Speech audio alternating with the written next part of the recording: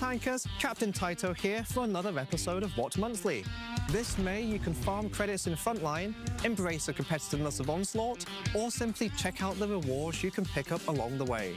Let's get into things, shall we? Kicking things off, Onslaught season of the Jade Dragon is in full swing, running until the end of the month. If you're playing Onslaught, now is your time to push. This year's annual reward, the Ashbringer, is on the line, alongside progression rewards and the Bond Shop, with better discounts as your rank increases. Expect tough competition as you move up the ranks. The AMD OLS Season 6 is well underway, so tune in and check out the action on our official Twitch channel. Date shown here. And yes, there'll be OLS tokens for tuning in. All this builds towards the finals on May 30th and 31st. If you plan to watch anything this month, make it the finals weekend. Be sure to spend those OLS tokens before June 8th, by the way. You don't want to lose them. Can't wait for the finals? The Onslaught Mega Platoon returns later this month, with the Killzone leading a team of 6 other content creators into battle. If you're up for the challenge, you can jump in and face them, or form a team of your own and try and take them down. Otherwise, tune in, enjoy the show, and earn some drops. Frontline returns from May 4th. If you need credits, this is your best opportunity this month. Load up your tier 8s and jump into large-scale battles where consistent performance pays off. And if you know of any friends who haven't played in 60 days or more, make sure they log in and claim their bonuses before May 7th. May brings the anniversary of Victory Day in Europe. You'll see special missions, discounts, and themed bundles. And importantly, there are credit discounts on researchable and collectible vehicles. The event is a good opportunity to pick up rewards while we take a moment to reflect upon the historical significance behind it. Starting May 15th, each weekend brings happy hours during prime time for the rest of the month, with missions for extra credits and experience. This month's Boosteroid content comes with a boxing theme, including a unique commander and themed customizations. There's also an updated tank roster for 6-month subscribers, so it's a good opportunity to step into the ring and check out what's new.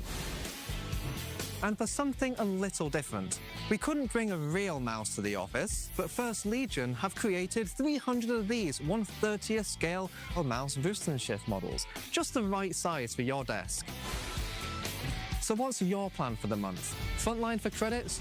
Or Onslaught for competition? Thanks for watching, but for now, I'll be seeing you on the battlefield.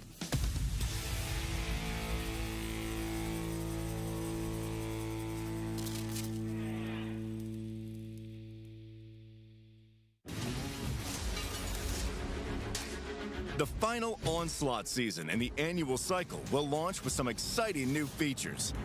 Now, during the countdown, each team can vote to ban one vehicle, which will become unavailable for all players on both teams. This gives you a chance to exclude the most dangerous enemy vehicle for you and its copies, or propose to ban the least useful vehicle from your own team. If your vehicle ends up banned, you'll have enough time to choose another one. You can learn all the details about this feature in the Portal article. The airfield map has been fine-tuned to better suit the 7v7 format. Erlenberg and Safe Haven have also been adjusted a little. The Dravettes, Caro 45T, and Ares 90 have joined the list of vehicles available in Onslaught. The roll skill of the latter has been modified to support its unique firing mechanic. Available for free rental this season are the Object 140, Foch B, and T57 Heavy. The now rentable vehicles come with consumables, equipment, shells, and 4 perk crews. Only the shells and consumables can be changed. In addition, the 114 SP2 is now available for purchase starting from the Silver League, not the Gold. Remember that this launch concludes the Year of the Dragon. This is your chance to get the super rare Ashbringer. Hello, Commanders! With Update 2.2.1, the World of Tanks Plus subscription will include an exclusive Tier 9 premium tank with a unique historical 2D style. As before, World of Tanks Plus will have 2 tiers, the basic core tier and the expanded Pro one with special bonuses and improvements. World of Tanks Plus Core is the regular subscription that keeps all the best stuff, permanent account progression bonuses, pre-battle preparation tools, and an exclusive package for comfortable play, including the premium TS-54 tank. World of Tanks Plus Pro will suit the most active players and unlock all new opportunities for them. One of the subscription's main features is Pro Boost. With this bonus, your vehicle will get you 35% more credits and XP for every battle. Play your favorite tank and enjoy the game without worrying about going into the red. Simply activate Pro Boost in the garage for any researchable or collector's vehicle from Tier 1 through 10. And if you want to change tack, you can switch the bonus to a different vehicle once every 12 hours. World of Tanks Plus Pro subscribers will be able to customize their service record. The new service record customization system will let you highlight your stats and rating with exclusive designs and transform the screen to your liking. Your individuality and combat achievements will be appreciated by everyone who views your profile. Another key feature is Battle Pass Plus. With it, Battle Pass progression will be faster. You'll get extra points for battles depending on the game mode. The bonus activates when the Battle Pass season starts and remains valid until it ends. It also applies to the Elite Circuit. Good news for keen players who finish the chapters fast. With the update release, both tiers will receive a shared bonus in the form of a new exclusive Tier 9 Premium Medium tank. It will be available in every subscription option. Born under the scorching Spanish sun, the Leox combines the chassis of the Leopard 1 and the turret of the AMX-30E. The Leox is a sniper tank for second-line play. The accuracy and rate of fire will let you methodically pick apart targets at range. While high mobility will help you escape fire and reposition in time. In addition to the tank, both tiers will include a shared unique historical 2D style, which will remain on your account even after the subscription ends. Core offers the familiar classic format, while Pro is designed for those who strive for maximum efficiency in every battle. Unlock your full potential with World of Tanks Plus.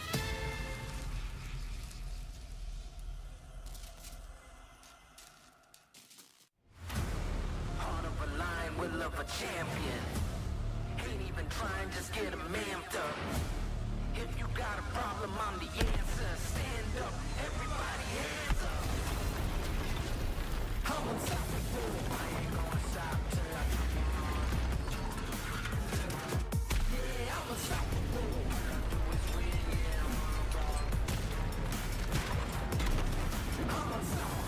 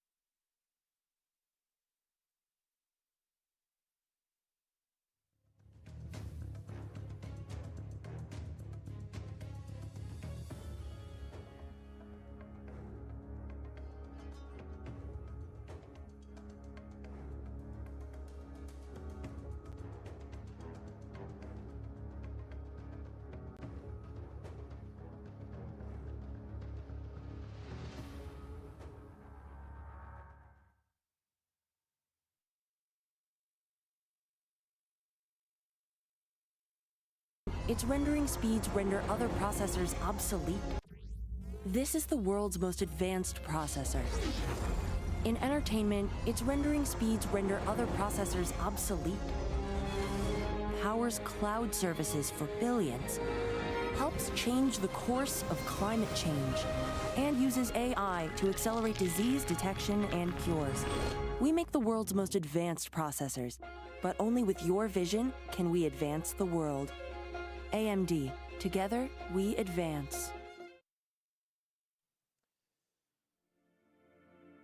Hello gamers and welcome to the AMD Onslaught Legends Series League Season 6. Hello Ian, how are you doing? Yes, not too bad. Glad I got back on. Thought I was going to get fired before, but glad I'm back. Not quite yet the case. We are into the third playday of the OLS, if I'm not mistaken, but the schedule will be in front of us in just a second. You can see there that today we have the usual 4 matches, but also the OCS Rising match. This is a match from the lower league, but still with some stakes in that match, of course.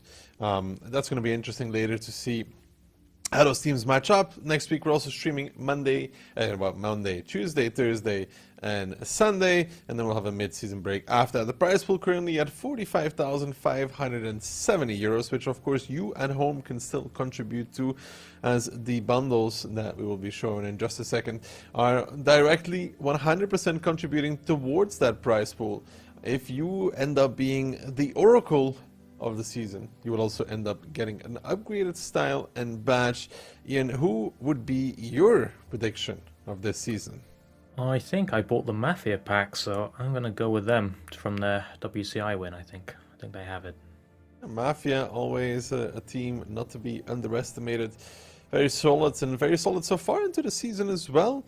I think they have played 2 matches and won on both of those, so 6 points in the bag for them. They're going to have a matchup today that's going to be very interesting, a historical clash where any team could really win. But before that, let's go over the token earnings real quick. It's very straightforward. Every single stream is 5 tokens outside of, keep your eyes peeled on that final weekend of the week of 26th to 31st of May.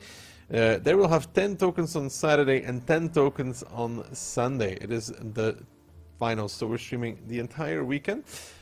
In that aspect, of course, what can you do with that? An E75TS, a Scorpion, an SU, styles, premium days, consumables, reserves, anything you can and want is available.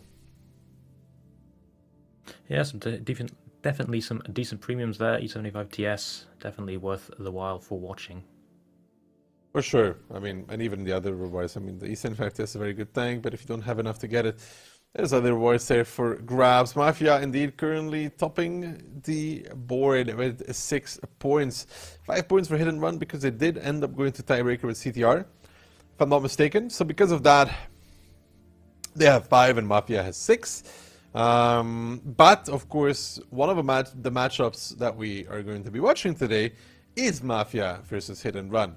Depending on the outcome, they could be even on points, like say a hit and run tiebreaker win, and that would get them 7 and Mafia also on 7.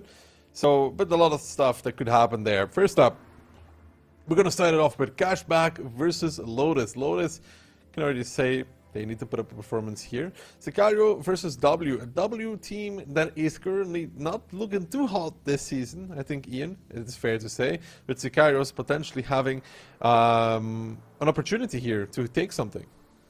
Yeah, for sure. W, I would say underperforming. I mean, they did well. Well, I mean, they won the last OLS, so you would kind of expect more from them, but I think they started slow last time anyway, so hopefully they can come back into it. And yeah, Sicarios, the new one, doing not too bad, I think. I think they've lost both, though, but still performing, I feel. Then CTR versus Weekend. An interesting clash for CTR to see how they stack up against this Weekend team that did end up faltering against W, but put up a show. And then, of course, what I would say is the highlight of the day, Mafia versus Hit and Run. A battle for the top of the leaderboard between those two. And then, of course, finishing it off with the OCS match of Collapse versus Yogurt. That is also a best of 9, while the other ones are best of 5s, if I'm not mistaken, so that will be a longer match as well in that regard. We're back on track here with Cashback versus Lotus. Cashback not looking like too amazing so far this season, but again, it's still very early. But for Lotus, yeah, points need to be gathered somewhere. Yeah, I would say they are. I mean, it came, what, 6th last time, or 5th? Or 6th, I think? Yeah, underperforming, I feel, but probably can come back into it. I mean, they re-added Iset, they re-added Barbarians, so this is the lineup that should bring a lot of hopes and dreams for the Ukrainian side if they can deliver. Well, with Barbarian in the team, they're almost guaranteed a 2nd place, but I feel like they want more than that. Yeah, obviously Barbarian wants to get back to his winning ways from the first OLS season, but yeah, since then, 2nd place, basically Arsenal of the OLS. Or the new Jakefa. Yeah, that too. And then this, this Lotus team, they have, potential, otherwise they wouldn't be here again. But so far they're lacking that step to challenge those top 6 positions. Yeah, you'd think they did well last season, but coming into this season, only won 1 round so far. But I can't remember who they played against, but I think they played against, Hit and Run? No, they haven't played against Hit and Run. I can't remember who they played against, but I think they played against some decent teams, so maybe some lower teams they can get some points against. Liberty standout player for Cashback, kind of always him or Little, the two that are standing out in a way. And well, if he gets to play those lights, he's amazing, but also on these other tanks, he is no slouch. For TDU, for SB, kind of his go-to tanks as well, with the T100, of course. The most played tanks kind of switching up a little bit this season for those kind of players, with the bans coming in as well. Lights can be banned, and if you're banning a light, you're usually banning the RHM. Yeah, you ban RHM and you're forced to take either Tessac or LT. I mean, you could take a Manticore, but yeah, I don't think it's going to go very well for you. Yeah, I think the Manticore is just a little bit too lacking on the damage department. 9% in favor of Lotus, I mean, understandable. You got to believe in something, I guess, but yeah, I'm going to go with Cashback, I think, this time. I think that is understandable. I'm not going to question that. I think everybody really will have gone with Cashback. The question just is, what kind of score line, right? Yeah, I think all the casters went with a pretty dominant scoreline for Cashback, but you never know. Lotus are still a good team. Out of all of the predictions, right, that I'm looking at, there was one person that said 3-1. Everybody else said 3-0. Yeah, it's not looking great for Lotus, but yeah, you never know. Maybe they pull something out. I mean, if they do end up winning one round, that's a lot of ruined predictions.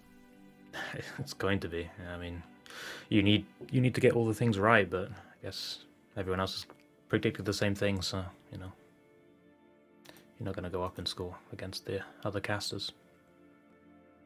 No, between us, that is the case. Maps that are being played: Tundra banned by Cashback, Lotus banning, Himmelsdorf gets us, Rurenberg and Pilsen. Very common, especially this Pilsen pick, but there's a Rurenberg pick quite often as well.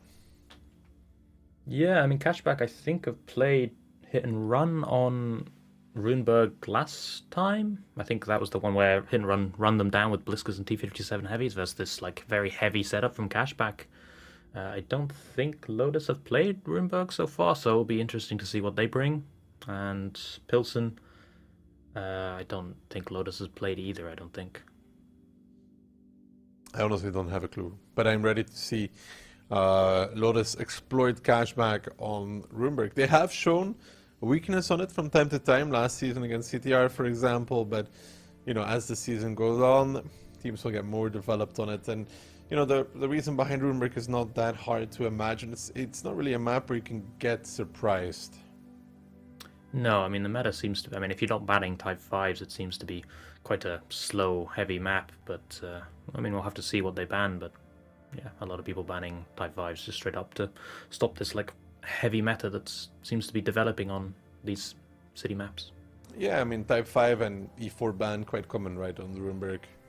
Yeah, it's kind of like the counter to the Type 5, I guess, in a way, E4, so if that gets banned, you're kind of struggling against Type 5s. Indeed. So, and there's not really past that, I mean, start picking E100s, but not really quite the Type 5, to be honest. We saw a lot of 57 heavies as well, and bans correlating to that. So the 57 heavy is very popular on this map as well. But it depends all on the bans and the strategies that teams have been training, because, you know, with the bans, you need a few variants, as we said. On the casting side, everybody going with a clean 3-0.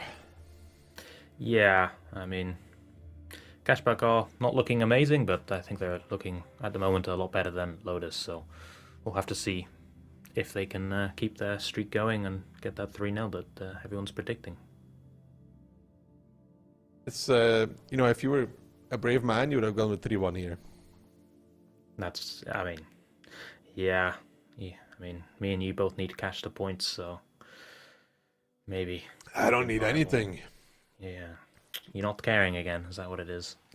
I don't know how many times I have to say it, but you guys are inclined to believe whatever it is you want to believe. I have no problem with that. Blitzkavitz actually being banned by Cashback. E4 being banned from Lotus. That leaves the Type 5 open. But Lotus is opting for the E100. Yeah, it'll be very interesting. And if I'm not seeing it mistakenly, Twist is taking optics on his E5. It's a very weird pick. He's not switching it out. Yeah, he's not. I mean, anyway, Lotus bringing one Dravik, 3 100s, one E5 with the optics, and T7 Heavy, and an E3 as well. Let's see where the C5 goes, though. Maybe it will give us a rough idea why he would be playing with just a setup, and you know he is moving towards the 0 line, so there is that. So, pick for a Is he wanting to spot the strike, maybe on the outside? I know you have a shot on this outside strike, so it might be that. I'm not sure. Gives a shot to Mindbreaker though. It's a very slow opening for both teams. I mean, they're both not really progressing past the F line. There's no CSs or anything to challenge the the F3 strike. So, I mean, the Dravits could push onto it if he wanted to, but that would be punished. Now we can settle into this. I mean, Little taking a shot so far. It's Lotus getting the better trades. Yeah, so far, Lotus are making the better trades. I mean, I feel like these E100s will struggle against these Type 5s. I mean, they have this DPM advantage, but I mean, the armor on Type 5 is just so much more annoying than E100. Jordan getting the strike, though. Crosses completely for free as well, which is not great, but we'll have to worry about this Cashback. We can't just let him cycle strikes over and over again. Yeah, still a bit early for that, though, but yeah. Initial damage being dealt, Botsian's taken some, but still Cashback took more of that. You can already think about that for on the long run, because Lotus has strike control where Cashback does not. And it will be annoying for Cashback to even out that advantage, because for Lotus, of course, because they will have to at some point. Yeah, I mean, you know, Onslaught rules at some point. If you're down in HP and possibly a gun, if you can cycle strikes correctly, you know, they will have to do something about it. But I mean, for now, obviously, 8 minutes still. Mac's gonna get probably only the strike with the Dravik over and over again, so nothing really to worry about, I think, for now. No, so far everything's fine. Twist getting spotted as well. So the optics and interspec. Tuka does not seem to be ready for Aka, though. The speak was to happen by the Type 5. He will catch the 57 off guard. Give him 700. That was a good peak from Aka. And using an ability as well, that's a waste. Yeah, in Tuka's case, using the ability there, definitely not needed. Let's put it that way. Yeah, probably just an instant reaction when it's not needed. I'm still worried about these E100s. This lower plate is just so weak and big against Type 5. It's so worrying, I feel. They're doing okay with them so far, though. Even 100 is taking the strike, though, for the side of Cashback. So with this kind of opening, they have now taken the middle road. They've pushed back that corner, after which the E100 pushed towards that strike. So it's a little bit of step by step gameplay, right? Push away the guy aiming from the corner, push into the middle road to get the strike. All good stuff. Yeah, I mean, just Cashback slowly, just gaining the positions, getting the strike, making sure they have a strike against Lotus' strike. So, I mean, a very even game at the moment. Neither team can't really do anything at the moment. I'm interested on this E3. I mean, E3 kind of a counter to Type 5, kind of, if you can get it into the hold down, but just really slow to get into the game. If there's somewhere, if the fight is happening somewhere else on the map than where you are in an E3, then yeah, you're gonna not feel very happy about it. You can see Squeezy joining Barbarian though. The BZ backing off as well from the 6th line. Boltzian's taking a big shot there from one of the Type 5s. So there is that as well. And I would say if we look back at it now, I think Cashback has turned this situation around altogether. They are currently leading in damage dealt, I would say. And they have pretty good positions across the map. Yeah, I would say so. I mean, I think they brought it back from like a 1k deficit at the beginning, and now they're up 2k. Pretty good trading so far, or just bad trading from Lotus, really, on these E100s. Are they grouping up to push across the 4 line to get this Dravik with Cashback for this BZ? They might. It might be quite free, actually. They also use the strike on Jordan. Jordan will have to use his strike as well. He uses on Aphrodite. Mindbreaker is joining now. Darks, however, starting to look at this Type 5. They trade 1 for 1, but with the ability, of course, he ends up winning that one out. Jordan, a bit greedy there, takes 1k to the face, takes 1.4 even. Made that play, and that was not it for that Dravid. Yeah, not great health, but I mean, Lotus probably realize now that there might be a push on the 3-4 line, so they are coming back to City with at least this T57 heavy, but Cashback pulling the trigger regardless. And Jordan taking another strike now. Barbarian starting to cross over in the first B. How much damage do they do? He pops the ability. There's no way to keep Jordan alive right now. The damage is very, very little, to be honest. And Squeezy and Barbarian will find this Dravid relatively for free. But not just that, they also find Darkstic in a swift move across the open. Minus the Dravid, minus the E3, and now Sokol in his E100 trying to roll back, but he will not be allowed to retreat if there's just too many Cashback players in front of him. And this was a swift move from Cashback, a decisive one as well, and it looks like a very good one, to be honest. Yeah, I mean, picking up this Dravik, I mean, obviously the health bleed at the beginning for the Dravik wasn't great, but picking him up pretty cleanly, as well as this E3 as well. Like, just can't run because it's an E3, and yeah, now you're in a bag of hurts, I think. Can't really get out of this. Nah, this is Cashback's game. Yeah, Lotus left the initial with Cashback. They took that opportunity as well, found a good play, and of course they will helped a little bit by the fact that the Dravid's already lost a lot of HP before the push came in. But to be honest, even if he has more, I think it's the same result. Yeah, I do think. I mean, there's a Foshby face hugging him. He's not going to last very long. Maybe an extra 10 seconds, but yeah, it doesn't change the result, I think. No, I think no matter what, they end up with a loss here. You know, once the 140 crosses with the first B, we saw how much little damage they took. That is enough to kill that Dravid 10 out of 10 times. And they found more than that as well, you know. They found the E3 and another E100 in the same movement. Yeah, it did. I mean, nice from Cashback as well, just to go with the Fosh as well. At the beginning, he gets his ability to probably to level 3 as well, because he does shots on the Dravik, so he can heal 70% of his health back from this cross as well. So, yeah, very nice. On the Lotus side, I mean, nothing too spectacular to talk about it. They just let Cashback think about the move and make the move, and in this case, there's no stopping it. No, there really wasn't. I mean, they probably needed a guy behind the Dravik, probably like a T57 heavy, but even still, they are quite heavily split with these double E100s that were probably up in the 7 line or whatever it was, up in the city near the fields, and yeah, they had the E5 on the field as well. Like, just so many tanks out compared to Cashback, which just push 7 tanks across into the city. So. Yeah, it was good, and the choice between Type and E100, I feel like the Type was still superior. It's interesting. Lotus opted for the 100s when they were the Type 5 was not bad. Yeah, it's an interesting choice. I mean, I'm really surprised they pick E100s. I can't think of why you wouldn't pick a Type 5 in that scenario, honestly.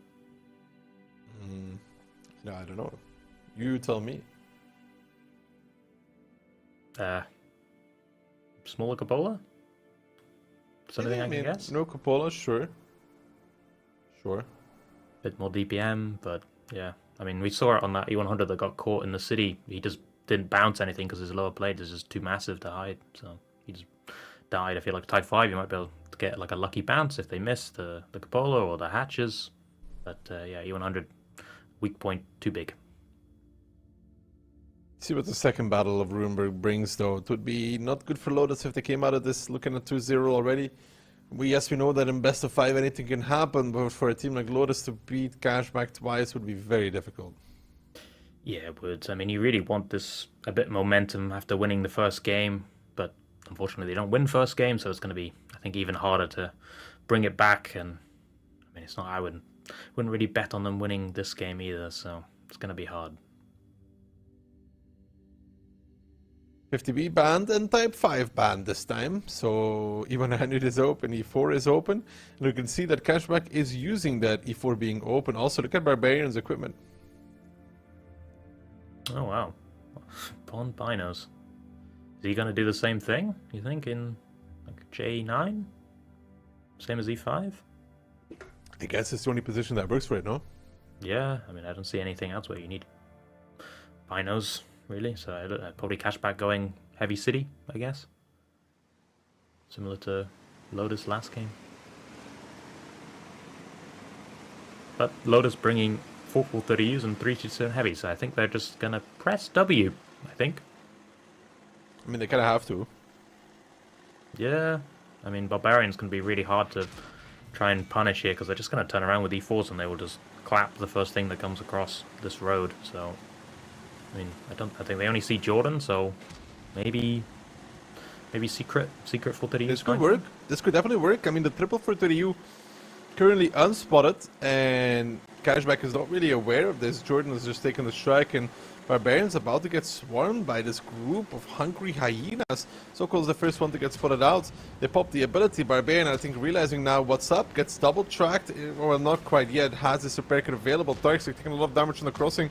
Marusha need to be careful as well in that 4-2 because the Forge B is starting to look his way, but they have Darkseid across and he will definitely be able to get Barbarian out of this battle. The HP loss was acceptable for this, but Barbarian is dead. Yeah, I mean, Marusha and Tarsik both losing about 1600. I mean, you're going to take that to get a kill, especially the goats, you know, getting him out the game. And now you're up and now you can just chill. You have the gun up and they're forced to come into you if they want to even the playing field, really, and if not, they're going to lose on OLS rules. It's still a long time though.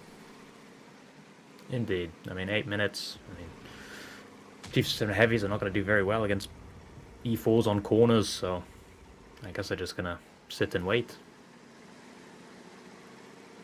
I mean, if you're Cashback as well, you just want to generate strikes, right, probably for a while.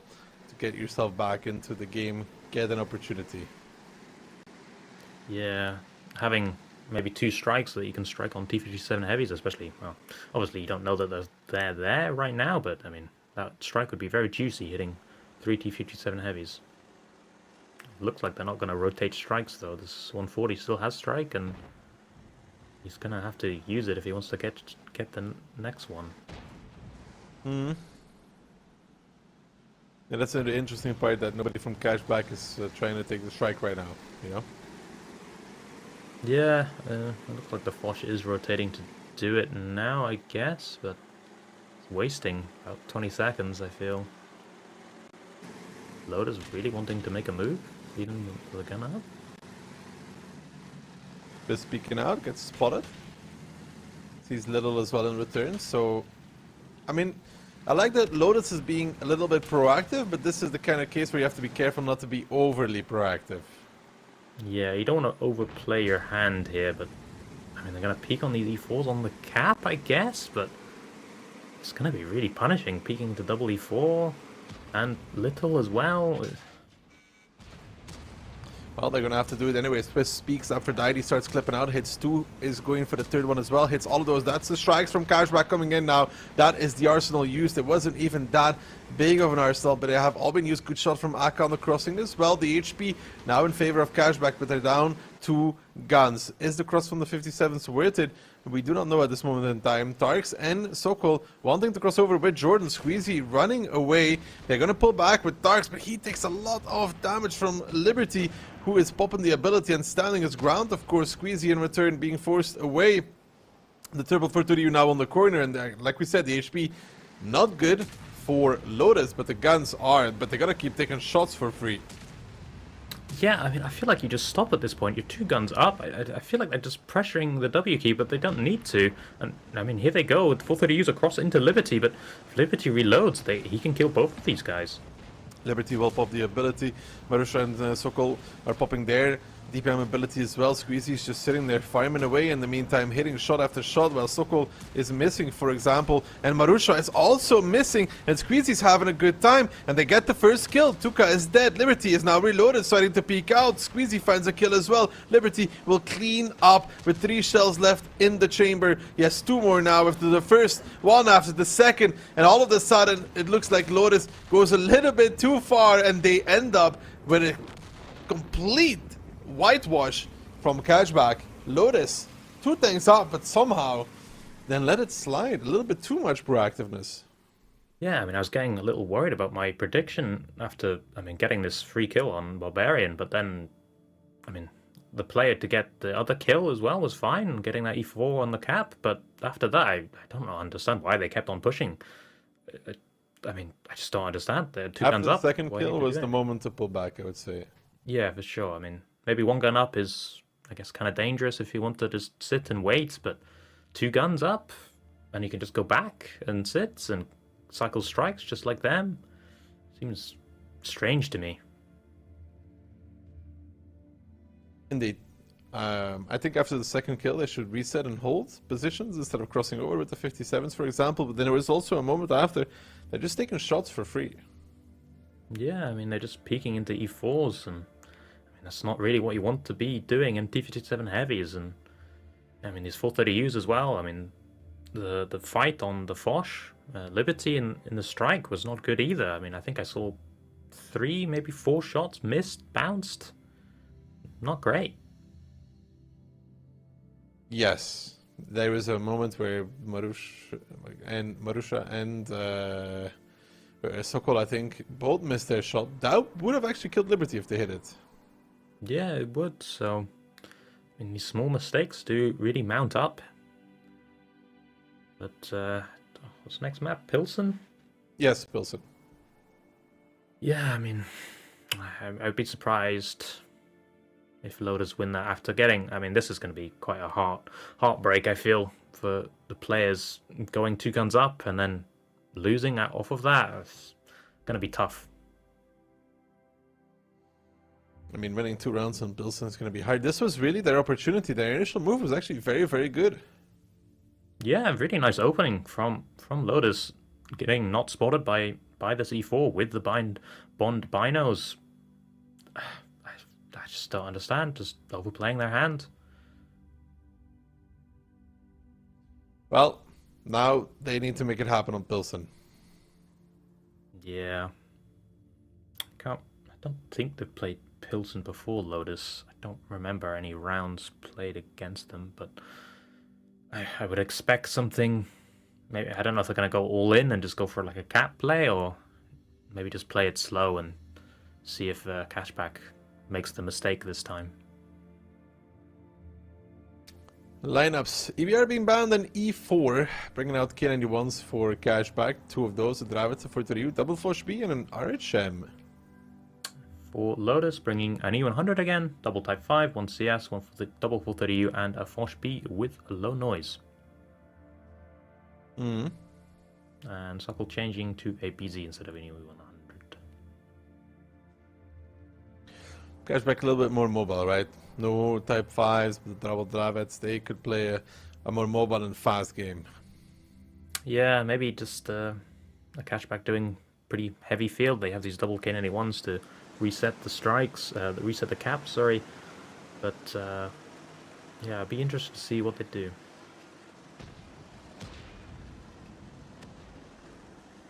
Looks like Cashback kind of just spreading out, really, in the beginning. This K91 went towards K1, but is now going back. I don't know, I guess he's getting a shot on the BZ now, and he will go up to K1 to get these resets on the cap, but Cashback taking the field mostly. Jordan will go for the strike with the CS63. Will be in there before anything else. Sokol going for the mid strike, and it seems like Cashback will deny Sokol. Can they deny Jordan though? No, they will have to give that one up. So Jordan steals that strike. So at least something here for the side of Lotus. They get one strike, and probably Sokol will be able to get the second one as well. Yeah, I mean, 2 strikes.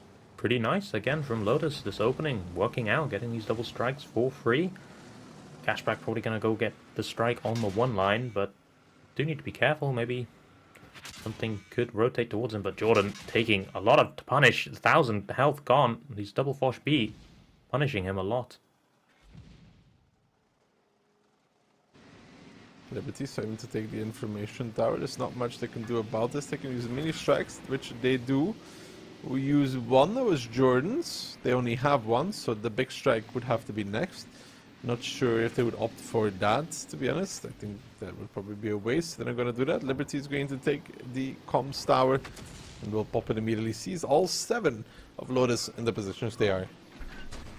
Yeah, I mean, nice info gain for Cashback, but I don't think they're going to move, really. I mean, they might get the strike on 1 line, actually, because they know where everything is now, but yeah, I mean, kind of just 2 teams sticking out, really. I mean, Lotus leading on the CS.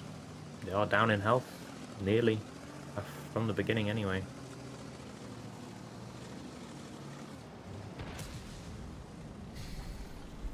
Off of this info, the K91 is pushing on towards the strike, and E1 picking that one up, because, you know, the Type 5s will not be able to return. And Cashback kind of giving up on the field here for now. Good shot by Liberty. Needs to be careful in return. Takes 1.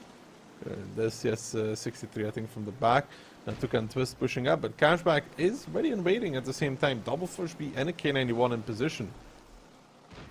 Yeah, it looks like Lotus just wanting to maybe cycle strikes a bit much, but yeah, just cycle strikes in general and maybe tried to catch someone that was close, but yeah, Cashback rotated out. But I mean, now looking a bit scary now with full Lotus, or full Cashback with 3 strikes on Lotus's hands. I mean, this BZ can strike and get another one as well. Do need to be a little careful about the amount of strikes they are giving to Lotus. Sokol cannot generate another one though, unless he uses his. Yeah, that's just true.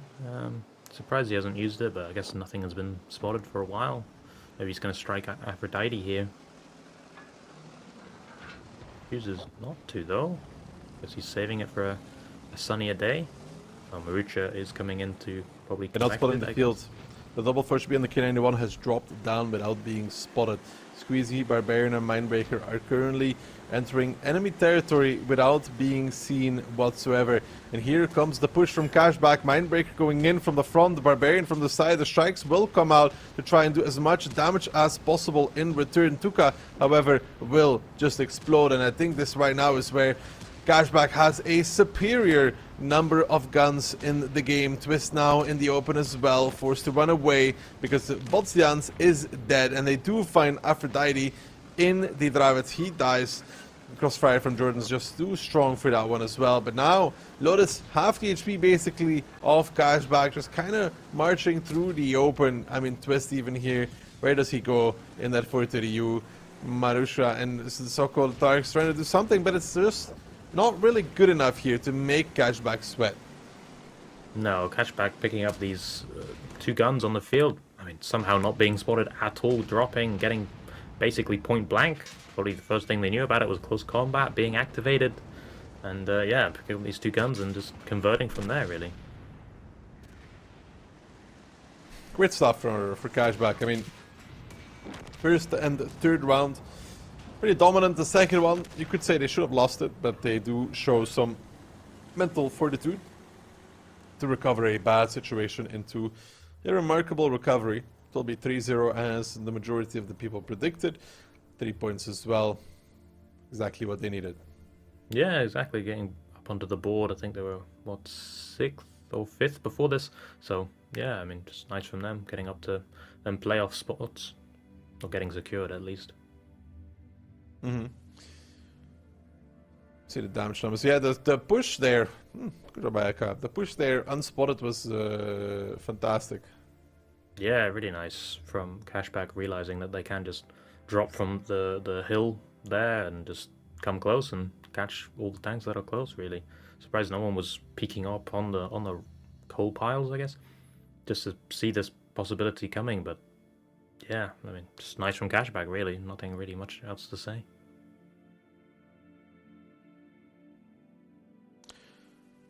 Tuco only does one shot before he dies as well, but I guess that's what happens when you get caught by double Fosh B. I mean, there was no spot. Cashback timed it very, very well. They crossed the distance, you know, without being spotted. Surprised the 4-3U and just like deleted him from the game. Don't think there's much Tuca could do about this. No, I definitely don't think so. That was the first match of the day, though. Cashback versus Lotus, kind of going as we expected. Now, Sicarios versus W is kind of a match to see both teams, how they stack up. You know, W has really not looked that great so far this season. It's still early, but, you know, it is what it is. Gande, however, take down Sicarios. Normally speaking, it should be a confident win. It should be, you'd think, for W anyway. I'm just looking at the caster's prediction, and I think everyone's gone 3-1 but you, so we'll have to see how that goes for you. I think I predicted that W ends up dominating, no? Yeah, you put 3-0 to W. Yeah, this is everyone else went 3-1. This is W's recovery, to be honest. You know, like, they had 2 bad matches, and now they are going to end up winning this one. But that is going to be for then. That was now Lotus, sadly, going down 3-0 against Cashback, and W or Sicarios take 3 points. We'll find out in the next match after some replays.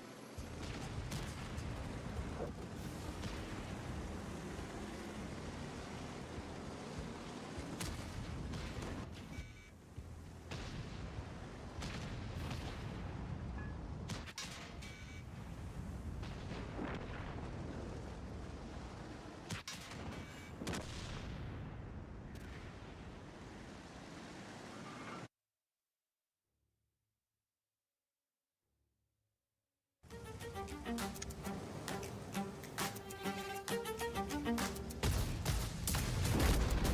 just continuing through. I don't think he's making it. That's going to be a lot of DPM. This will be a hard one for Mafia.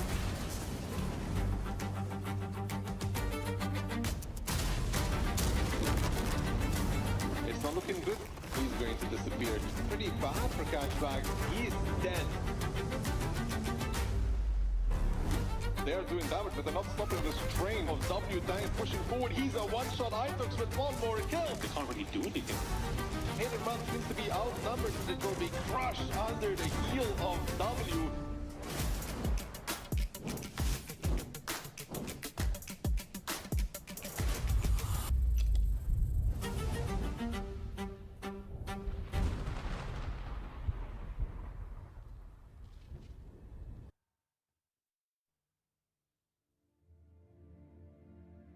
Well, hello there, and welcome back already to the second match of the day, because the first one, well, quite the quick one. Lotus not looking good, looking to repeat Weekend's performance from last season, possibly. But now we find ourselves in a match between two teams where the outcome is probably a little bit more doubtful. But between Sicarios and W, I would say W still has the edge when it comes to predictions, but they've not been looking too hot this season so far. Yeah, coming off that season 5 victory, they've not looked in the first two games as rock solid as we'd hope. And I think the predictions are going to predict that. Sicarios, the new team coming up, they didn't play in season 5, but they are looking a little bit stronger than Lotus, but definitely the underdogs in this one. Absolutely. I mean, W coming in here, a very achieved team, as you already stated. But the thing is, all the achievements of the past don't do anything for you if you're not able to adapt to the new meta. Talking about adapting to a meta, I think Rishek certainly has done that. I mean, only 0.8 KD, but man, that's a lot of damage. Almost 4,000 per game here. And remember, this is against OLS players only, so that's kind of crazy. Playing mostly damage-dealing tanks, though. K91, Grilla, STRV. You want to be outputting the damage there. Yeah, it's not a surprise. These are damage-dealing tanks. You know, when you get shot by these tanks, when you're one-shot, you tend not to peek, so it's not a surprise he's not making many kills. But the damage is really nice, though, you do need to say. These predictions... 86% for Sicarios? The Polish community in World of Tanks is massive, Keyhand. I'm just checking if that one's actually true. Yeah, it's right. 73-27, it says on the... Yeah, no, it should actually be for W. I think it's switched around, which... these are the community predictions for Mafia CTR.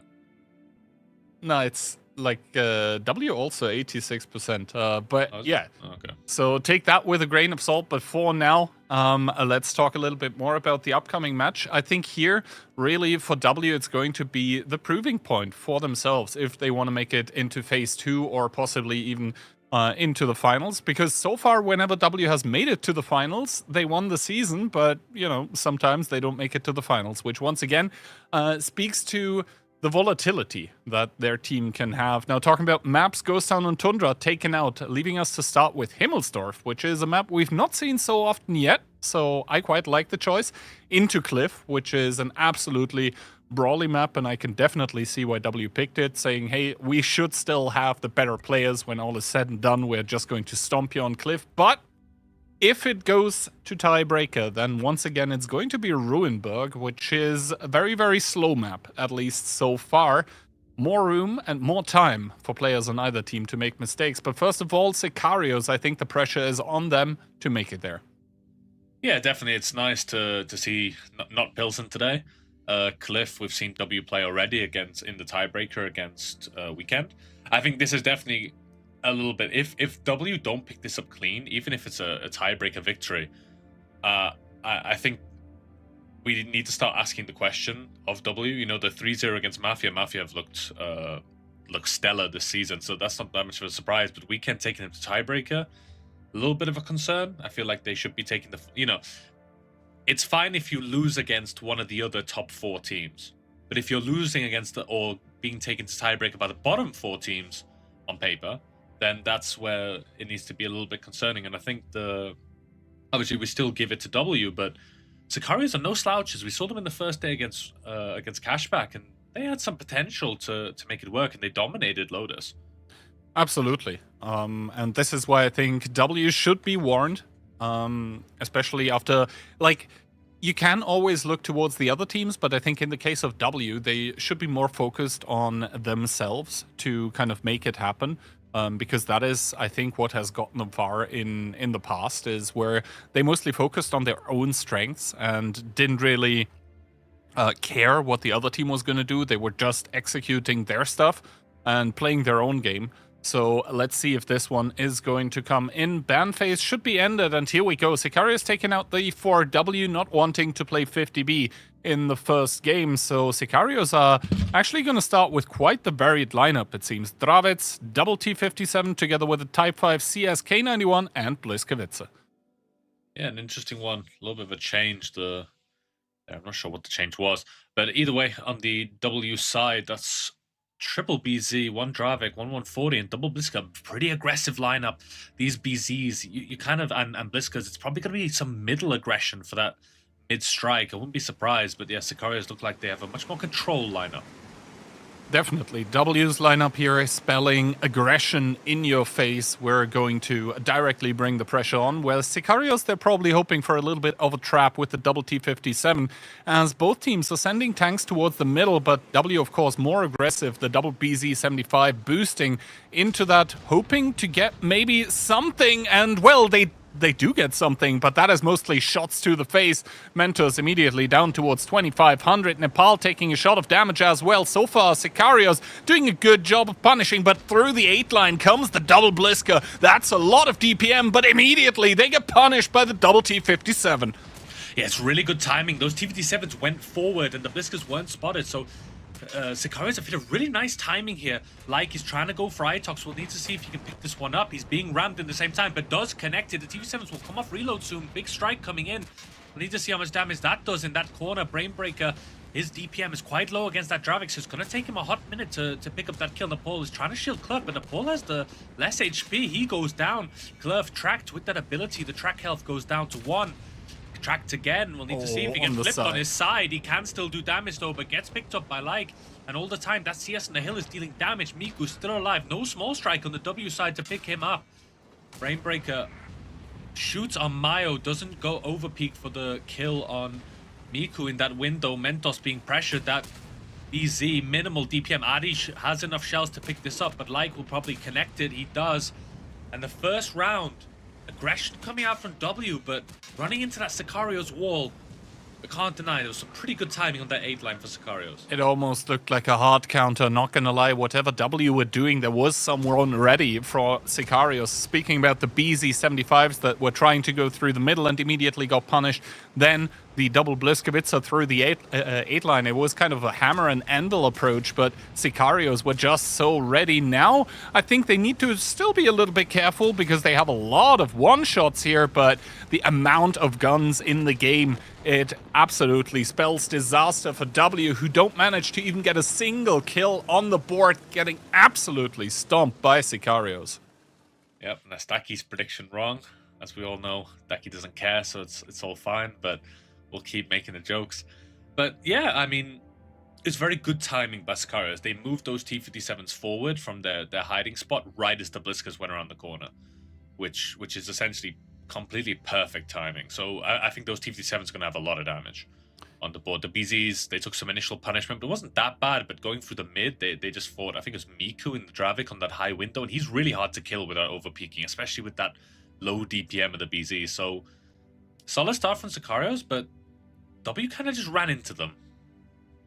Yeah, they were running it down, and I think the reason was that they were probably counting on Sicarios sending more to the hill, because realistically, if Sicarios don't have the double T57 there, then the Bliskovicas coming in through the 8 line can absolutely hit like a truck. But when there is that double T57 just ready for you, then of course you're staring down 2 barrels that have 4 shots each, so yeah, not a good time here for Clerf and Itox, and we can see that reflected in the damage numbers as well. Both of them essentially getting to do 2 shots of damage, and that was kind of all she wrote, which is, of course, not what you want to do with those Bliskovicas. Those are high DPM tanks, especially at that kind of low range, and you want to keep them in the fight, but the way that they were sent in, isolated, immediately getting countered by clip tanks, it obviously didn't work out, and Sicarios reward themselves with what felt like a very, very easy first round, actually. Everything just kind of fell into place. Yeah, fell into place is a really good word to describe that game. I mean, W kind of ran into it, and every engagement kind of suited Sicarios. I mean, TVD7s didn't do as much as I thought they would. I mean, I guess they're fighting Bliskers with ability, so each shot does a bit less. Like did a lot of damage in that Blisker. I'm a bit curious. We didn't really see what the K91 was doing. I would have been kind of curious what his role would have been in a smaller game. Obviously, he has that small strike that can get decaps, but as you can see here, Daki's prediction already wrong and gone. And we'd just like to announce it. Keyhand is far above Daki at the moment, which is fantastic for you. Absolutely. I mean, stop the count is what some people would say at this point in time. I'm happy to say it. But yeah, I think if you're on W's side, you definitely don't want to stop the count, because this first round here already, I think the alarm bells should be ringing for that team.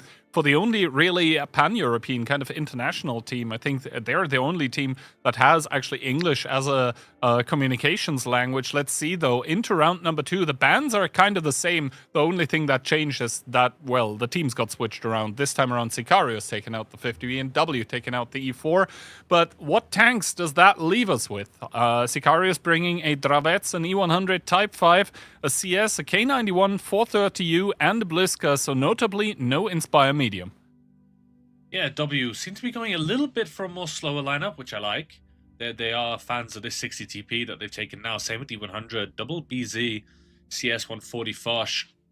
W need to slow the game down, I feel. They've got so much player skill in that team that they need to start kind of playing on trades and using that player skill that they have, but doesn't look like it. Double BZ going straight into the mid again. Alex is going, but he's going to run from that. Just a basic spotting run. Call him EBR. Makes it out without damage, so it's a good start by Sicarios. They're in decent position for this. Ios gives a shot to like. Ooh, Mayo makes a peek, takes nothing for that. That's very impressive, but W will have to heal in this scenario.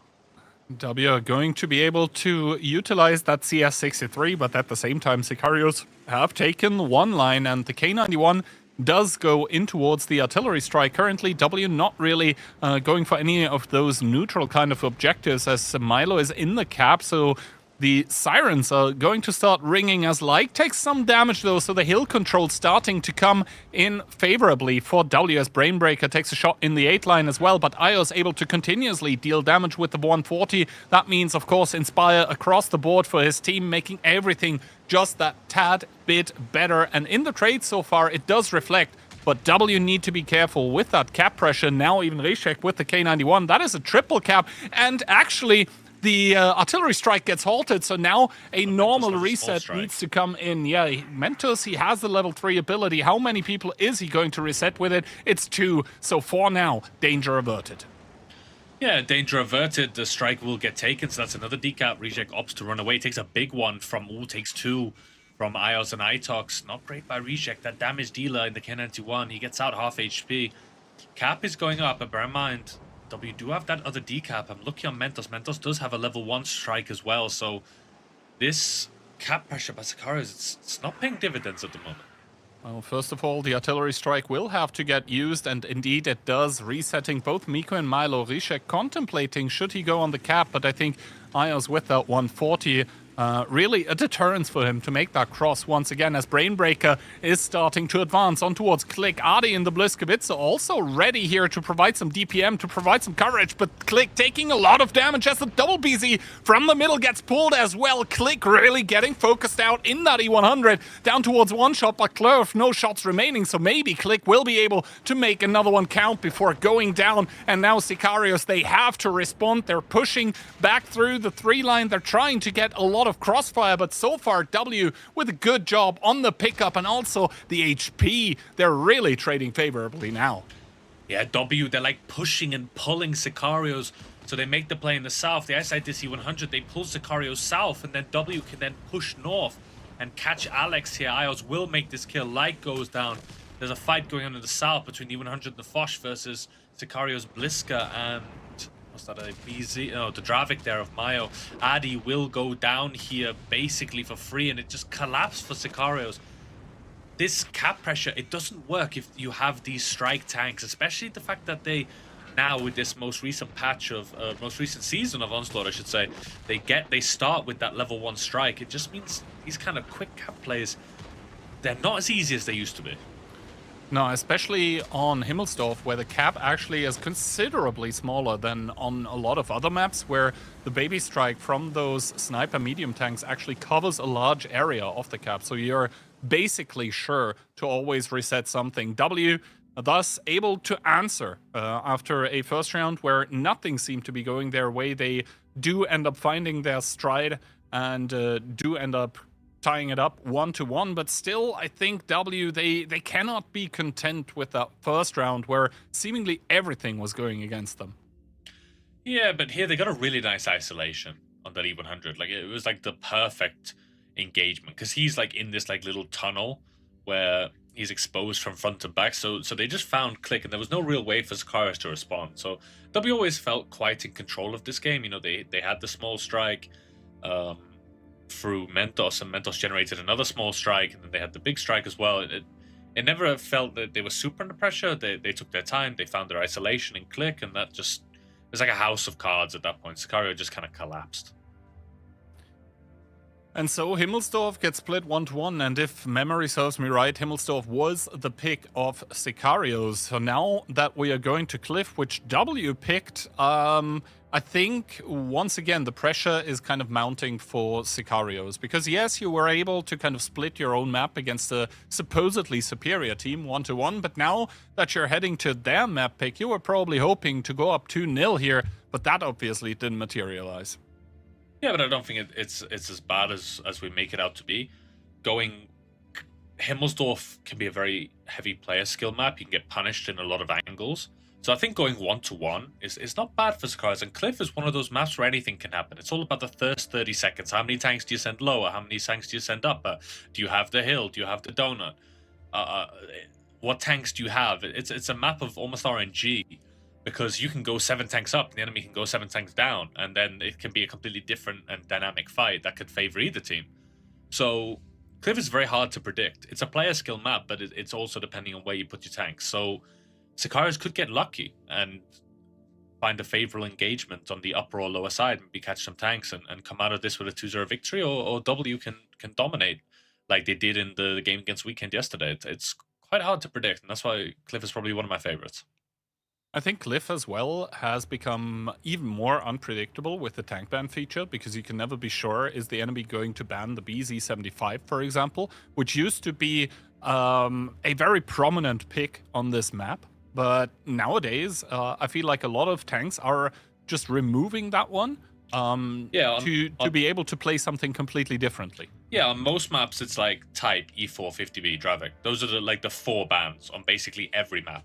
But on Cliff, you have a ton of tanks you could ban. You could ban BZ, CS, 50B, Batchat, like STRV. There are a lot of, even Yo Tank, 430U, 140. You have a lot of choices with the bans that can affect Cliff quite a lot. And, you know, teams can make whole strats with just BZs. But if you ban BZ, you've got to adapt. In another map like Runeberg or something, if they ban E4, you can predict it. But you take away the lineups.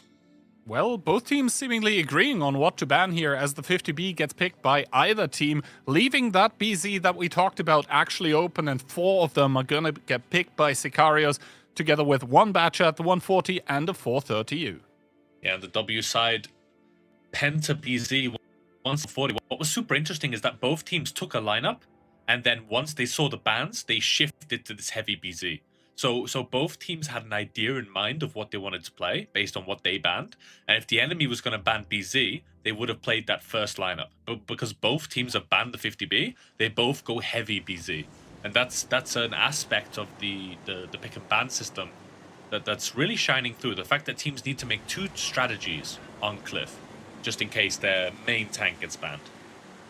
All right, opening-wise, W sending, well, everyone towards the middle of the map, and Sicarios just about doing the same thing. Klurf and Rishek are going to spot each other out. Those are the medium tanks going to the crossfire positions, as Miko and Milo getting spotted too. Rishek getting tagged because a lot of shots did end up going his way. And now Ios on the top here with the 140 needs to be a little bit careful because that is a lot of punishment available as he does end up getting spotted. But Miku, the one to take the punishment. All of those BZs starting to really focus their fire on towards Miku, and now Sicarios in a bit of trouble. A strike gets put as well. I think that one was picked up by W, so yes, even more damage pouring in towards Sicarios. The focus fire good on both sides, but I think W had the better early on engagement. Yeah, they did, but they didn't follow up that much. Bear in mind, the CS of Cluff has been out of the game, getting that strike for a little bit. But he's now in the game now, like, down to 600, gets taken out by Mentos. Lukin trying to boost away, but getting blocked by his teammate. We'll need to see if he gets out. He doesn't. Adi takes him out. Bear in mind, this 430U DPM might be vital. Mentos now being focused on the Sicario side, but the HP is really good for W at the moment. One tank advantage. Ayos lording over everyone. Cluff boosts into Reject. Might opt to push him off if possible. Need to see this engagement here, but Cluff is on that, Reject is on that reload, so he shouldn't be able to do anything. Drop down, so Cluff can just ignore him. Now Alex being focused out. And this engagement that W took is just prime for their type of team. They might not have the greatest coordination, but that player skill really shines through in a brawl. Nepal also with the ram kill onto the 140, doesn't have to waste the alpha, even puts another shot into Adi, and indeed W are going to win a fast and furious round number 1 on Cliff. Rishek with that batch at the last remaining survivor of the team of Sicarios, but probably not for much longer. Actually takes out 2 crew members of Clurf in one shot. A pretty rare sight, but Clurf doesn't miss those. He picks it up, and W are going to come back into the match, going down 1-0, but now up 2-1 against a team of Sicarios that seem to have kind of the right idea, but that initial engagement, the call to immediately take out one of the BZ-75s, really working out in W's favor. Yeah, I think it was Miku got kind of blasted to low HP. There was a point early on where Sicarios could have done something, but it was always a little bit in W's favor. I feel it's a bit of a mistake from Clurf to go and get that strike. I think his DPM just needs to be straight in the game. But yeah, I think Reject probably should have taken more damage on the crossing. But this engagement is prime for W. Sometimes the coordination can be a bit off. Maybe some small players make some mistakes, like we saw on the first play day against Mafia, where Ayos died in the K91 on Sand River. But this is like a prime player skill brawl engagement. That's where W really excel. They have such a high player skill ceiling that in these straight engagements, the only teams that could even hope to contest them would probably be the other top 4 teams. But W are one of the best at these types of engagements, and you can see it. Miko only got off 1 shot, Like only got off 2. And W just able to focus fire so much better. Yeah, I mean, Adi being left alive for very long, of course, that's exactly what the Fury medium is supposed to do, which is a lot of damage. It's just that his team was faltering around him just a little bit quicker than he was able to chew through the team of W. And keep in mind, W as well, they had sort of a soft counter to the 430U in the sense that they had a lot of BZ-75s, and well, the BZ-75, the gun can be iffy and the armor is kind of meh, but what it does bring as well is a lot of HP, which passively, I suppose, negates the ability of the 430U quite a bit. Yeah, it does, and there's only one of them. So, and W make such an initial advantage, plus that big strike. The strike probably hit about 4 of Sicarios players, maybe only 3 actually, and the rest of Cluff's damage would have been small strikes, but yeah, the 430 needs time to get that DPM out, and the fact that the BZs of W were able to focus fire so effectively just meant he didn't have the time to get out all the damage that he would have wanted. But I'm quite surprised that Sicarios opted to go for this type of engagement. I feel like it's a type of engagement on Cliff that just won't suit them, and I feel like they need a bit of a difference, but let's have a look at these lineups. Double 50B being banned on both teams. On Sicario's side, that's 6. Not even sure Penta is 5, but oh no, it is only Penta BZ. 1 Batchat and 1 140.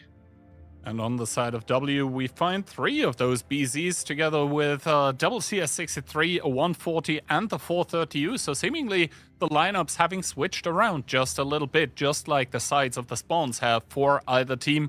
But once again, both of those teams going with the 50B ban are removing this one, leaving the BZ open. So both teams okay with this BZ brawl heavy kind of meta that worked out in W's favor. And once again, the strategy for either team doesn't really change here. We see a split coming out, and you can see also Ios and Mentos getting split off. Remember, those strike mediums, they're actually able to use their strike immediately to scan for broken walls, which could also prompt you to split your tanks differently a little bit after it started. Milo, though, getting absolutely wrecked on the cross here. Those BZs really finding an opening. Yeah, it's super high IQ actually for Ios and Mentos to take that way and then split off, because that means they won't expect these double mediums coming lower. Mayo's in a horrific position. He should, one shot from each of them should be enough to pick him up if my math is correctly, and it is. I do know how to count. One tank down already for Sicarios. It's from bad to worse. Click is in a bad position. I think he's boosting, which means he can't reverse. Double strike coming in. Big damage. Click down 1600 there. Hill control for W. Donut control for W. Alex is rotating on that lower, but even then it's going to be a 2v3 engagement if Miku joins, and he's now on reload, and it's just... cap pressure is the only thing Sicarios have, and I just don't think it's going to be enough. Well, Itox now taking a bit of damage for driving over, but he's just going to open up another angle onto the cap, and Nepal at any point in time could be blocking it here as Strike does come down. Is it going to reset is the question. Yes, it does. As Alex now, you mentioned it, it is a problem. He is down in numbers, and he's fighting against a similar tank as his own, plus the DPM medium of the 430U. That means he's going to bite the dust, and elsewhere on the map, Sicarios seemingly don't have the potential to just overmatch and punch through the W defenses. Yes, Nepal falls, but that is essentially just a heavy tank that didn't really matter in the fight as long as the decaps are secured. And now W is just going to swarm around the 1, 2, and 3 line. They're going to create the crossfires. They're going to pick up the stragglers, and they're going to come back into the match and complete our prediction, Banta. It's going to be 3-1. Yeah, you pull away from Dak even more. It gets more embarrassing by the day. Synops is ahead of him. Oh no. Yeah, not no, Synops. Exactly, not Synops. But yeah, I mean, I assume that was by design by W to split off Ios and Mentos down the low, and if it was by design, it's really high IQ actually. But bear in mind, actually, Sicarios don't have a strike medium, which meant it was just a it just worked out in their favor regardless. But yeah, a risk by Sicarios to cross those double batchets over. One of them gets punished, and then the other one goes up in that balcony position. But yeah, this round had W's name all over it. Initial advantage, good opening, and even the fact that W are a little bit slower to come into that 1-2 line just actually works heavily in their favor, actually, because they don't expect Sicarios think maybe that they're going to go around the hill or something like that, but in reality they actually came straight into their faces on 1-2. Solid performance by W on Cliff. I mean, it was their map pick, but definitely deserved win. Absolutely, and I really want to highlight the preparation that went into this round, especially by W, where probably the strike mediums were scanning for broken walls by just, you know, going into the strike mode, but then not really doing anything, and then actually deciding to split off the tanks to go through lower, and then being able to just put the crossfire onto the BZs. It also really synergized well with the BZs of W just slowing down, putting the crossfire into the batchat, which then enabled the mediums to pick up the batchat, and also because the BZs hadn't pushed through and taken that shot, they weren't in any immediate danger of getting overpushed by the superior amount of Sicarios tanks that were actually headed to the middle. So by W, a really well thought out, beautiful strat, and this means they're going to reward themselves with a full 3 points. Sicarios not going to tiebreaker means they're not going to be taking anything away from this match except a singular round, which might be possibly, you know, helping them in a later comparison against another team. But for now, the news for W is that they are going to take home 3 points, which they definitely wanted and needed to secure. Yeah, W really needed it for the confidence boost. I think they need to take some... I think the most important round in this match for W was the first one. I think they need to rethink this aggression they're doing and kind of maybe play in a different way. But these cliffs were solid. They really were. And W can be really happy. And I think now we as casters have a bit more confidence in W. Of course, it is Sicarios. They're probably the second lowest seeded team if we have it in our mind. But still... solid performance by W, well deserved, and ready for the next games. Indeed, ready for the next games, and we'll head right to those just after some replays. See you soon.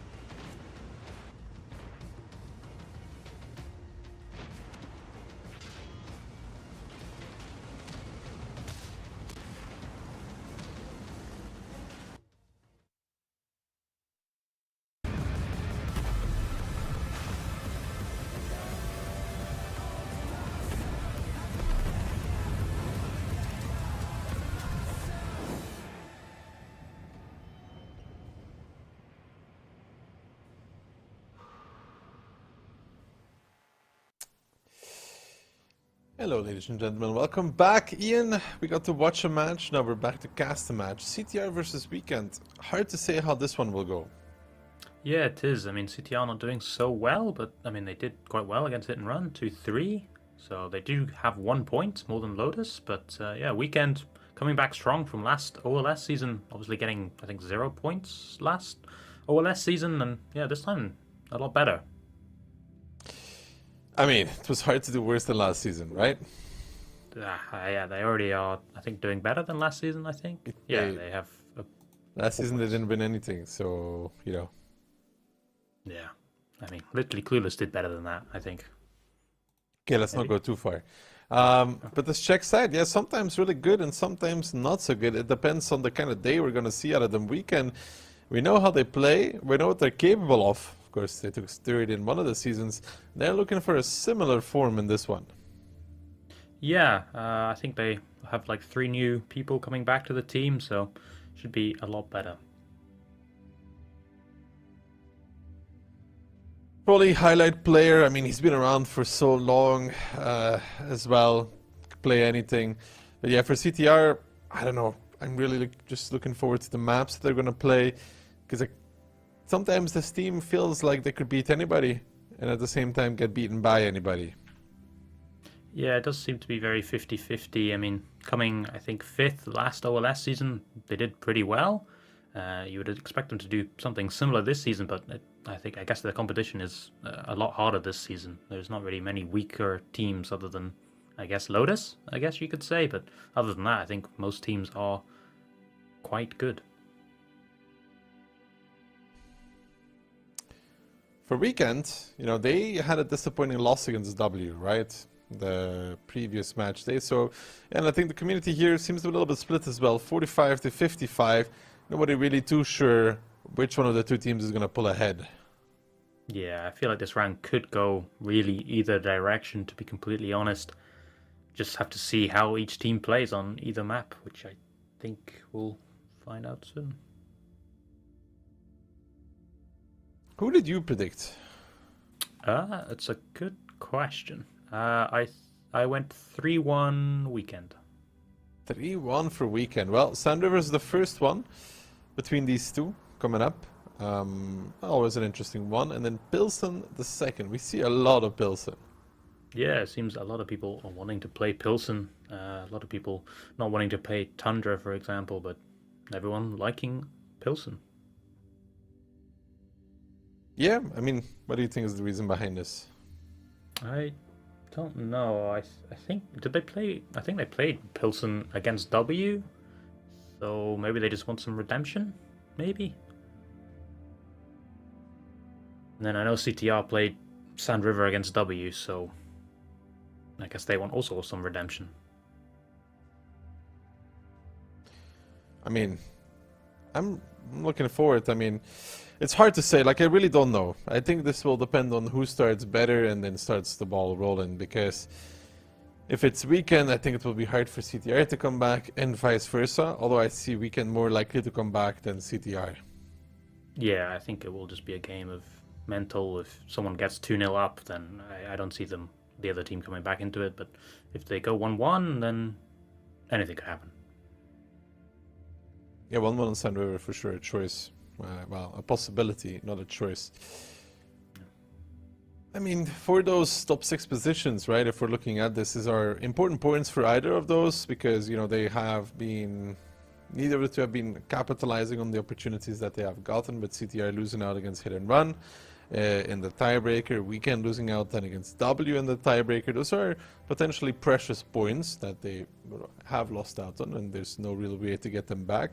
The only way to get anything is by beating your future opponents. Yeah, I mean, they really need any point that they can get right now. I mean, it's not really that much difference in points, really, from the top 1 to probably 6th, really. So they do need to get these points on the board.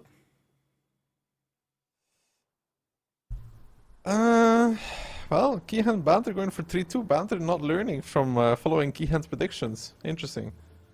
I mean, Kihan is doing quite well this time, as you would know, so... I would not know. That would imply that I spent a lot of time tracking. Listen, buddy, you could say whatever you want, man. These kind of provocations, I'm far too old for them. I really do not care. Like, if I have 6 points or 60 points at the end of the season, Banter will be talking about it either way. You know what I mean? It doesn't matter. If I have a lot of points or no points, Banter is obsessed with my, like, status at that moment in time. I think just you in general, I think. You know, Ian, I might file for a restraining order at this point. We'll have to see about that one. It might have to, But we're just waiting for the ban phase to conclude, of course, because that will potentially change up the lineups ever so slightly. STRV, very commonly banned, and in this case it is also banned by Weekend, and CTR banning the Drabans. Yeah, interesting choices from both teams. Weekend will, I guess, looks like playing double M5Y, 1 CS, 1 Kineni 1, double 430, triple 430U.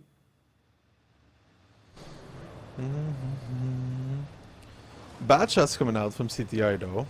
Bat is kind of a hard tank on Sand River. Yeah, I mean, interesting equipment choice from Frolly, CVS and low noise. Don't know where he's gonna go. In base maybe, by the looks of it.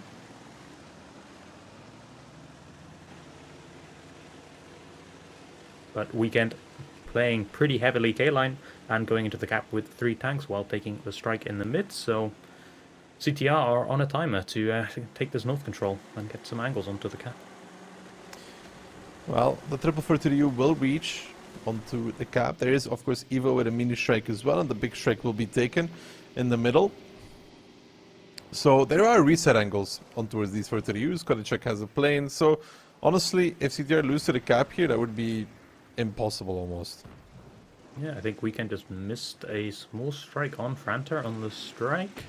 Paradise got reset by Evo in the K91 with his small strike.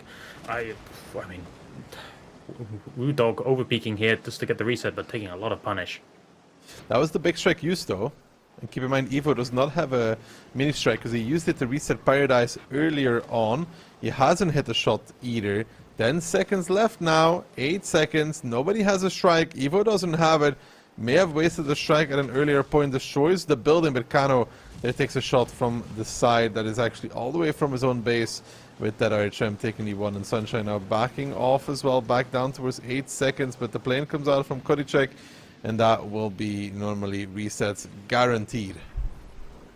Yeah, I mean, now Weekend are in a bit of trouble here. They have, well, they've lost basically the entire map here, and they are getting surrounded, so they do need to be really careful of just getting slowly punished and losing all their health. But I mean, again, 7 seconds left, 5 seconds, back down to 15.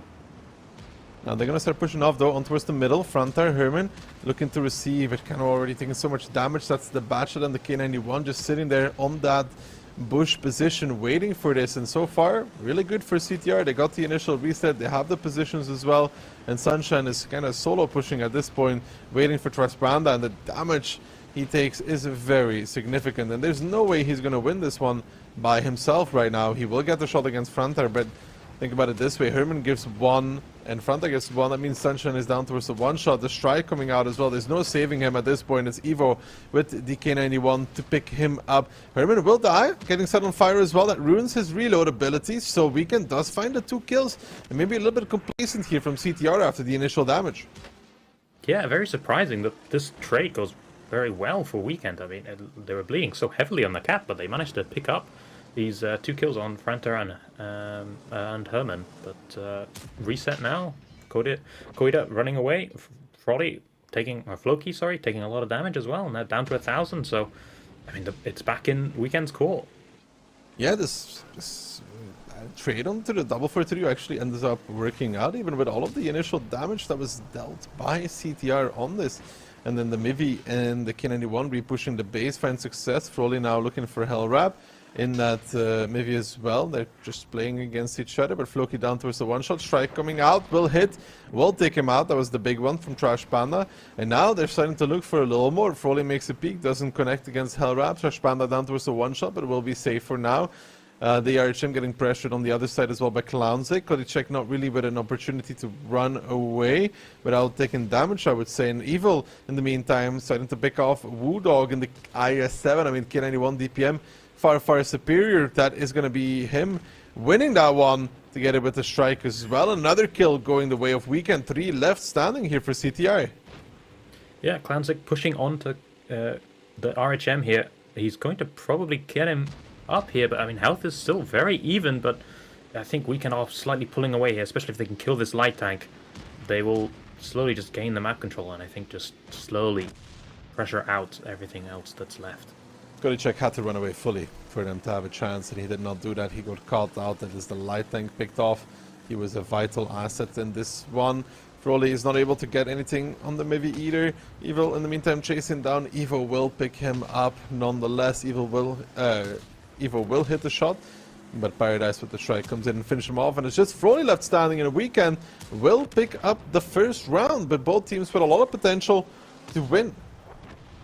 Yeah, surprising. I mean, the round could have gone either way, I feel, for most of this game, but Weekend just pulling ahead towards the end, just picking up these kills in the mid, and then just flanking around back into their base, and yeah, the RHM not leaving in time, giving them no chance to get back into the game.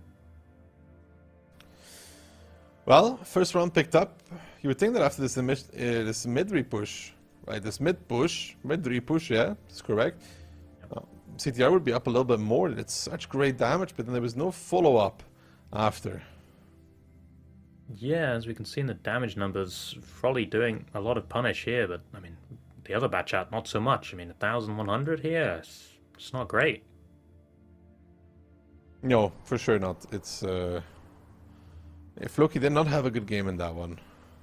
Herman would have done one more shot if he didn't get set on fire. It's unfortunate, but yeah, I mean, I don't think it would change much, but I mean, maybe. Who knows, I guess.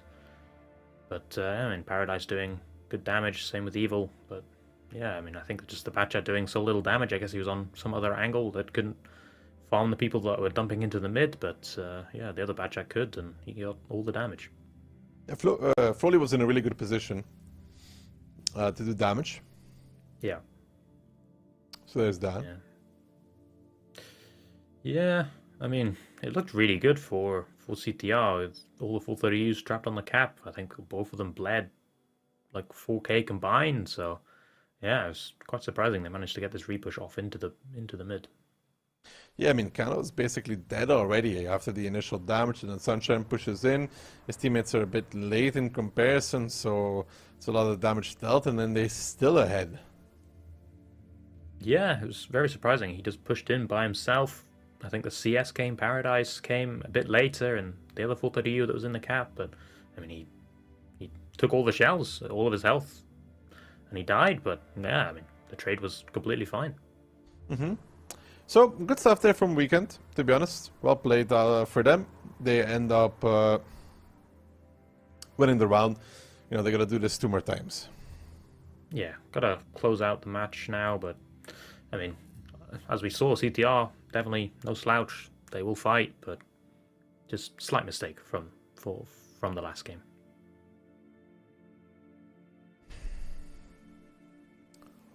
What did you think of the Dravids ban? I mean, the SRV was understandable, right? Yeah, I mean, I don't think I ban Dravik that often. I more hate fighting against M5Ys than a Dravik. Well, and this one is going to be the CS and the K91, actually. So 2 strike mediums being banned would push you towards like a Concept 5 almost, or a Leo, you know? If you did really want to strike medium. Yeah, it really would. I mean, I don't know if these teams maybe have prepared for if they have no strike tanks. I mean, it looks like both teams not taking either on no strike tanks, so yeah, I guess they're prepared. But Weekend bringing 5 Draviks, 1 STRV, and 1 RHM. 1 Dravik with Dix as well, strangely enough. DR, double BZ, Dravids, triple for to the U, and Udes could be going for that initial cap play as well, but it doesn't seem to be the case. No, not really. Using this Udez into these little bushes up here, can use all the gun depression. Personally, I really hate Udez. I really dislike the tank because of the shell velocity. Tank. What the hell? I hate it. Why? It's the shell velocity. I don't know. The gun just feels not great for me. I don't know. You would rather pick the STV? Not that far. 140. Well, down the middle actually CTR goes, Woodok, Kodicek and Herman pushing, but what are they pushing into? Right now they have nothing really to continue on. They push past this, they're still not really achieving anything. Paradise is above them, Hellrap is on a different angle as well, and I feel like this middle area, you can see another drive that's even coming from the 7 line.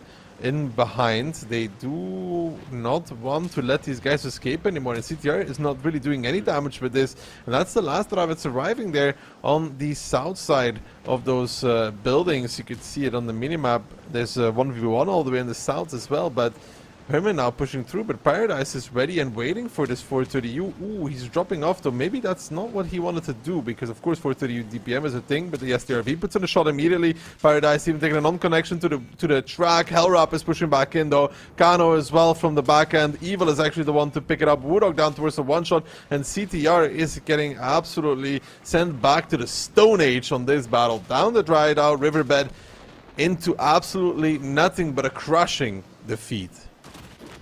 Yeah, I mean, they just pushed into nothing, and then they just sat there and got crossfired and lost. I mean, Herman got set on fire again. I feel he probably wants to put experimental HP onto his tank next time, but yeah, it didn't make a difference here. But yeah, I mean, I don't know, this middle pressure just didn't work at all.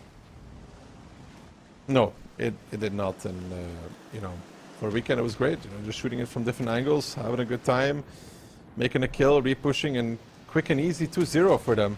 First battle, hard fought, but this one... Whitewash. No competition here. I mean, maybe they should have banned Draviks, I guess. That's what they did in battle number 1. Yeah. But, I don't know. Just Strange, honestly. Just pushing through this mid when you have like no info, you're not going to catch anything. Seems a bit weird. I know I did this in the last OCS season where I pushed through mid with like double BZ, but only if there was something on like, you know, the ridge line above them where you can like kind of catch them. But here they catch nothing. They go into crossfire. I mean, one tank with 0 damage kind of tells you everything you need to know. I mean, not like Herman and Kodicek do that much more, you know, 2 shots for Kodicek, 2 shots for Herman. It's not really great results either. Froley also only getting a few shots out, and the Uras, all in all, not great. Yeah, I mean, hopefully CTR can push this game behind them and just, you know, just say, oh, well, didn't work, but it's going to be really hard, I think, to pull this back to at least 2-2, at least. But what's the next map's Pilsen again? Yes, I think so. If I'm not mistaken, yes, it's Pilsen. Yeah, so... I mean, I guess anything could happen in a best of 5, but I think it's just a bit too much now for CTR. Losing this round so badly is going to be really tough. Well, I need CTR to win a round, you know? You do too, no? I think I do too, yeah.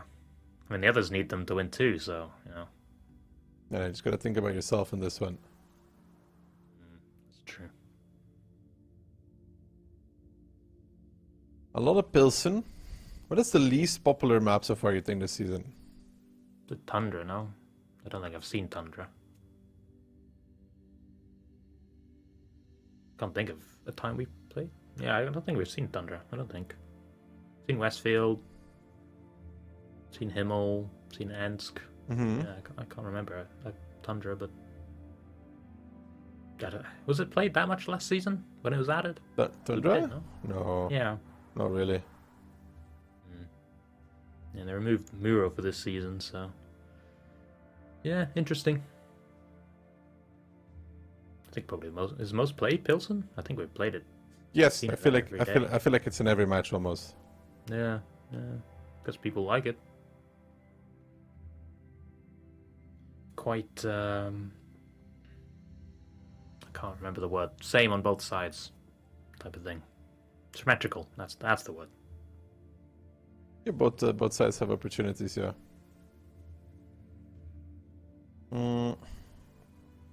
Ban tanks type and E4 being removed, so that's a lot of those holding tanks gone, and no light tanks on either side. Triple BZ versus a bit more of a mix of CTR. What do you prefer more? Like, Weekend's lineup looks very aggressive.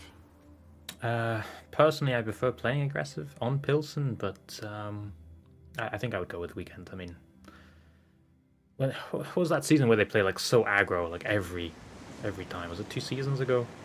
They just pushed every single time. It was really enjoyable to watch. I think so. But CTR doing much more of a passive lineup, just taking towards the mid of the map and going the 9-0 with the rest of them. Froley going in though, not taking any punish. Well, he does get towards the strike. He's going to line up the shot against Sunshine. He hits it as well. Now Sunshine, Trash Panda, and Clownzik will be forced to continue through. And where is the damage from CTR? The punish. Floki only hitting 1, and Froley in trouble here. There's really no reaction right now from CTR for this.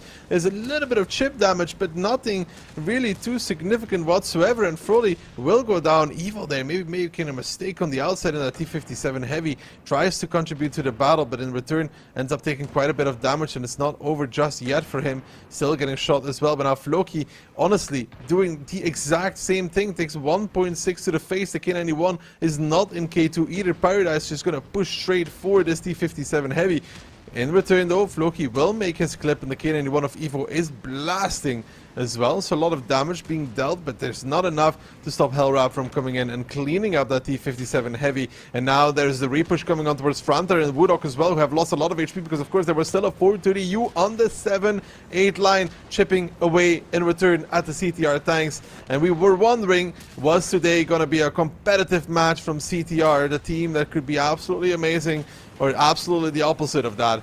And today it's going to be absolutely the opposite, as Weekend is going to wipe the floor with their faces, and CTR has to endure all of it without anything to say about it. It's going to be 3-0 for Weekend. Yeah, I mean, just a pretty easy game for Weekend, really. I mean, they go in mid, they pick up this BZ. There's nothing really reaction from CTR. There's T57 Heavy, is it Frolly that peaked a bit over on G3, H3. He gets picked up as well, and yeah, snowball effect. And after that, I mean, Weekend just win. I don't know. It's just a very simple round. Simple but effective round. Yeah, this crossing in the mid from the beginning. There's just no punishment. Frolly goes down for free. Yeah, I mean, I'm surprised this E100 doesn't peek or want to do something on like the doorway, but he seemed to just run away and just not even peek for the BZ. That just, you know, gets destroyed for free. It seems very strange. It is what it is at the end of the day, right? Weekend shows us some really good games and deservedly end up winning. Yeah, I would say so. Clearly, I think the better team in this game here, but I mean CTR. I mean, I feel like they might need to go back to the drawing board here. They're still second to bottom. They'll play against Lotus, which you probably get that they might win. But other than that, I just don't see them picking up any other points when they play like this. I mean, that's CTR though. Sometimes, you know, sometimes they're really good and then sometimes really disappointing.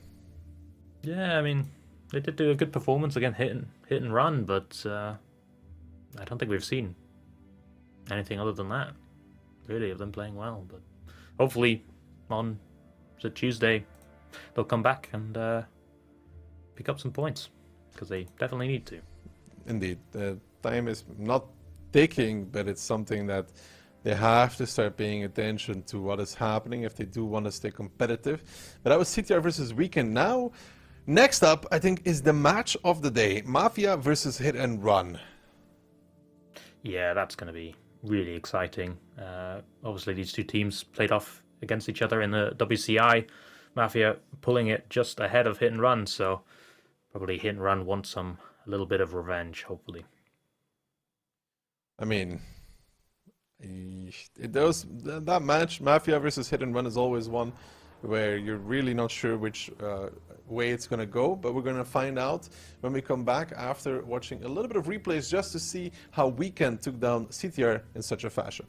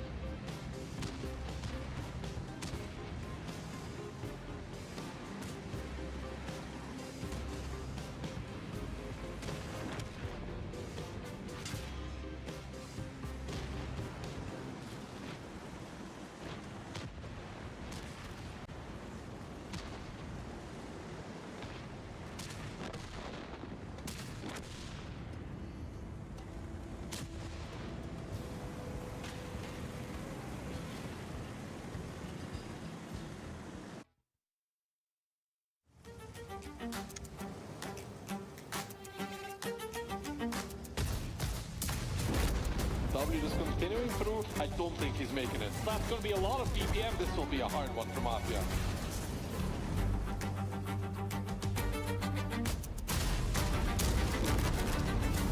It's not looking good. He's going to disappear. Pretty bad for Cashback. He's dead. They are doing damage, but they're not stopping this train of W tank pushing forward. He's a one-shot Itox with one more kill. They can't really do anything. Hit and run seems to be outnumbered. It will be crushed under the heel of W.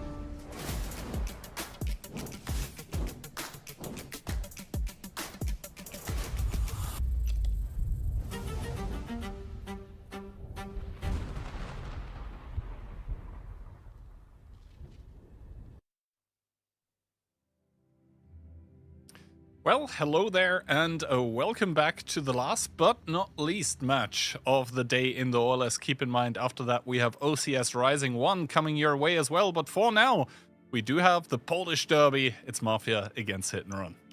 A match of the ages that has happened so many times, and it's always something happening. I don't think we're going to be seeing a 3-0 here either way, but who's going to win it? That's a good question. Hard to say, very hard to say. I mean, so far, Mafia, they've looked very much on point in AMD OLS Season 6. I think 2 matches so far, 6 rounds, 1, no defeats yet. They beat, who was it, W, very convincingly on day 1. Then second day, not so much opposition, but now maybe things are going to change because their Polish brethren of Hit and Run, obviously no slouches of their own. However, Hit a little bit of a more spotty record, dropping 2 rounds to CTR and should have arguably even lost that match against the Czechs. But now, let's see if they have come to adjust and claim what they probably think is rightfully theirs, which is a spot at the very tippity top of the leaderboard. We'll see. You know, this, I wouldn't be surprised if we split the points here as well, in one way or another, which would mean, depending on who wins, I think if Hit wins and tiebreaker, they would get to the same points like Mafia. So, you know, it could not. It could be a match that doesn't change that much either.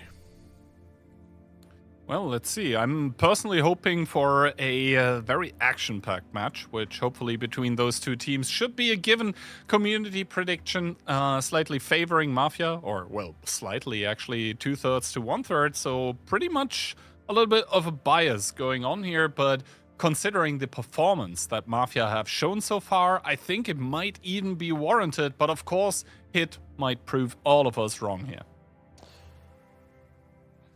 Hit is the kind of team, you know, like we were really wondering in the beginning of the season how would it play out.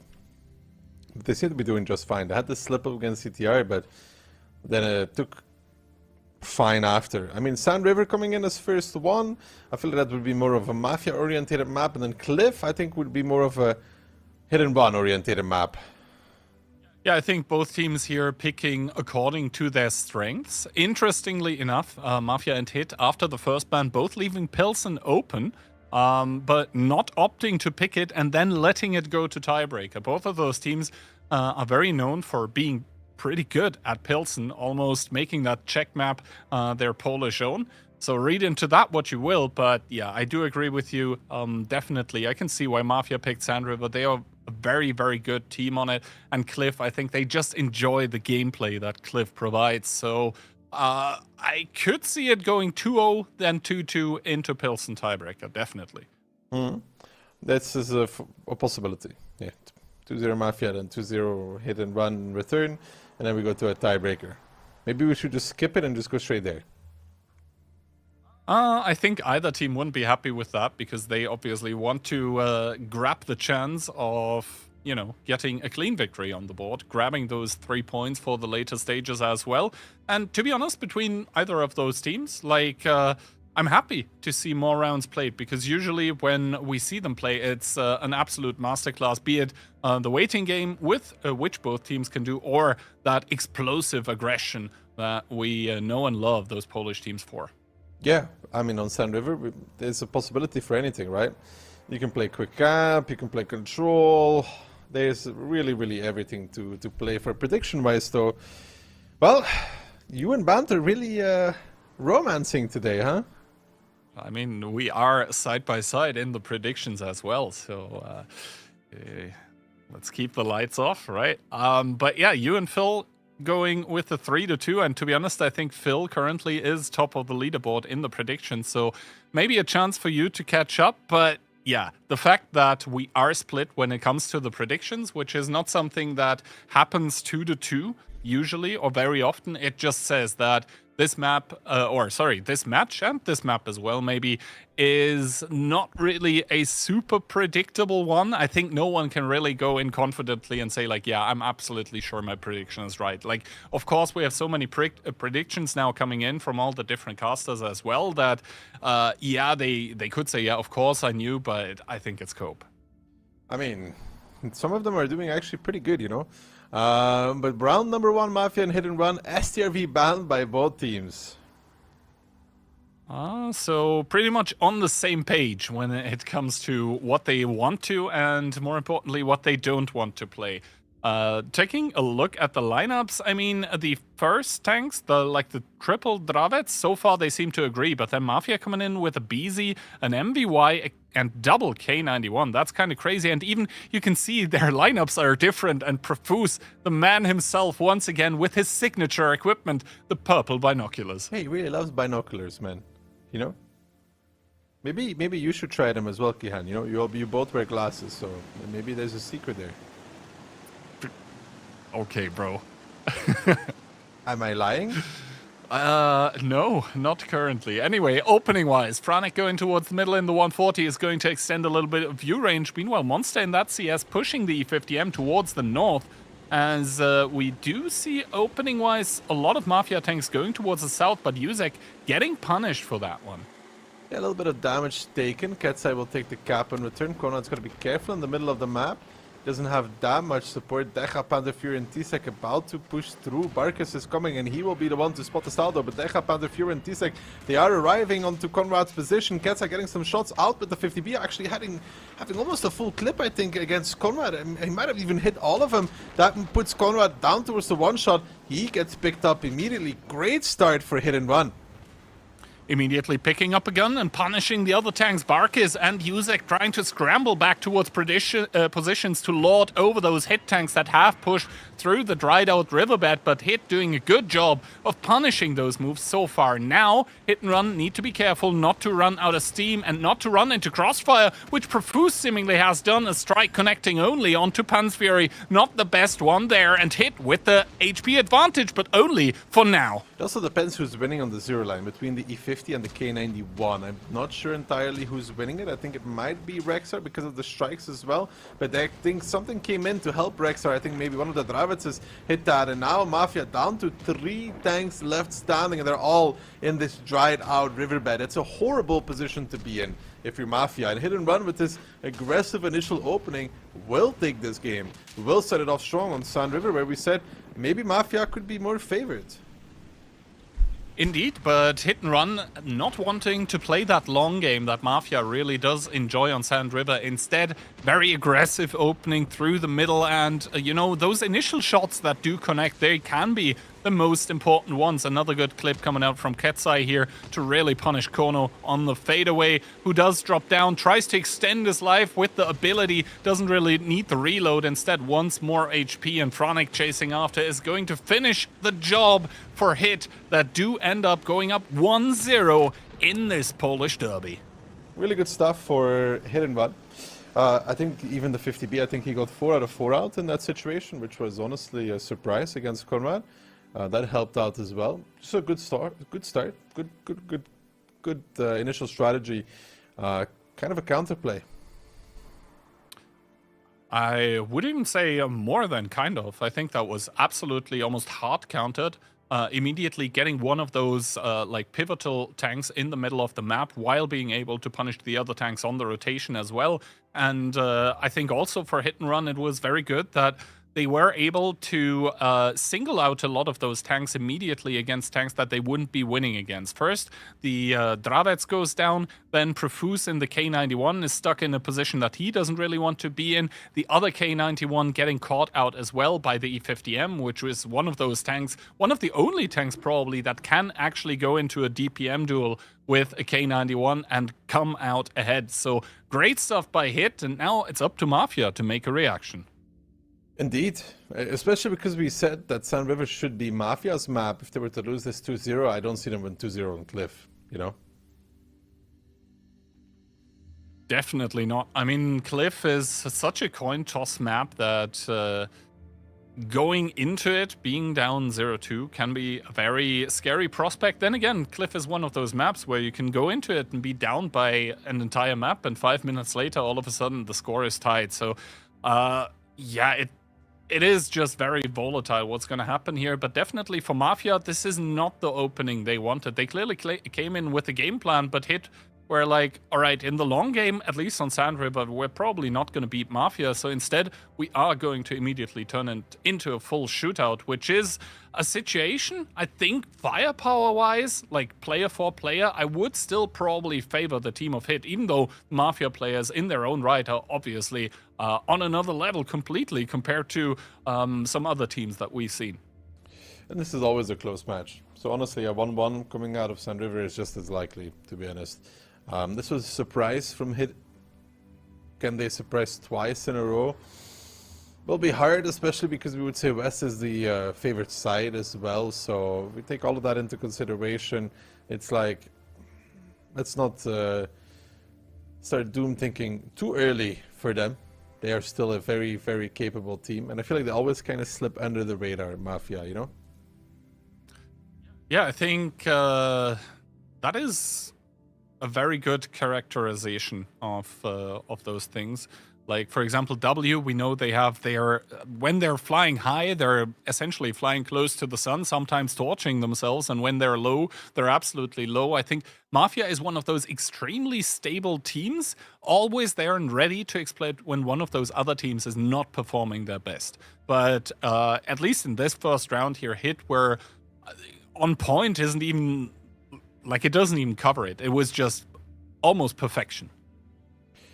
It was solid, must say. Very solid from them. They have to keep this kind of gameplay up, though, from both teams. The STB coming out, they're not a fan, but the RHM is being banned, and the SCRV in this one. Hit and run. Double BZ for Dravets is in a 140.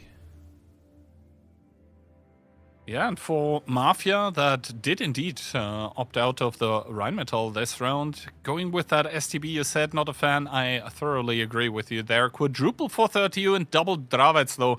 That is a lineup that wants to go and brawl. They do have the DPM advantage over the lineup of Hit, but do they have the brawling advantage in total? Both teams kind of coming in with the same idea of a lineup, I feel like, where they have that singular Inspire medium and then 4 brawling tanks. But Mafia going with the 430Us in an extended 1-versus-1 engagement. Of course, the Fury medium is going to win out.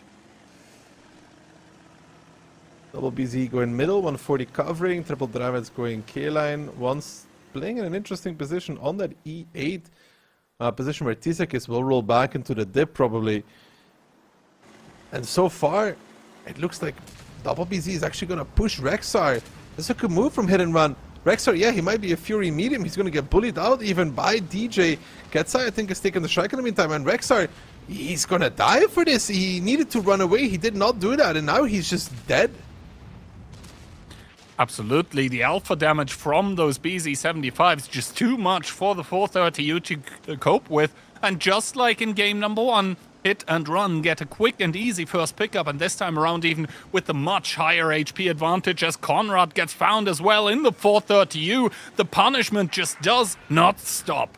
Getsa is even chasing Conrad, but I don't think he's going to be able to get that kill just yet. Profuse forced to go cover the strike, not even being taken by Hit and Run. They're just going to continue down 1-2 line, and this game is looking rather dire yet again for Mafia, to be honest.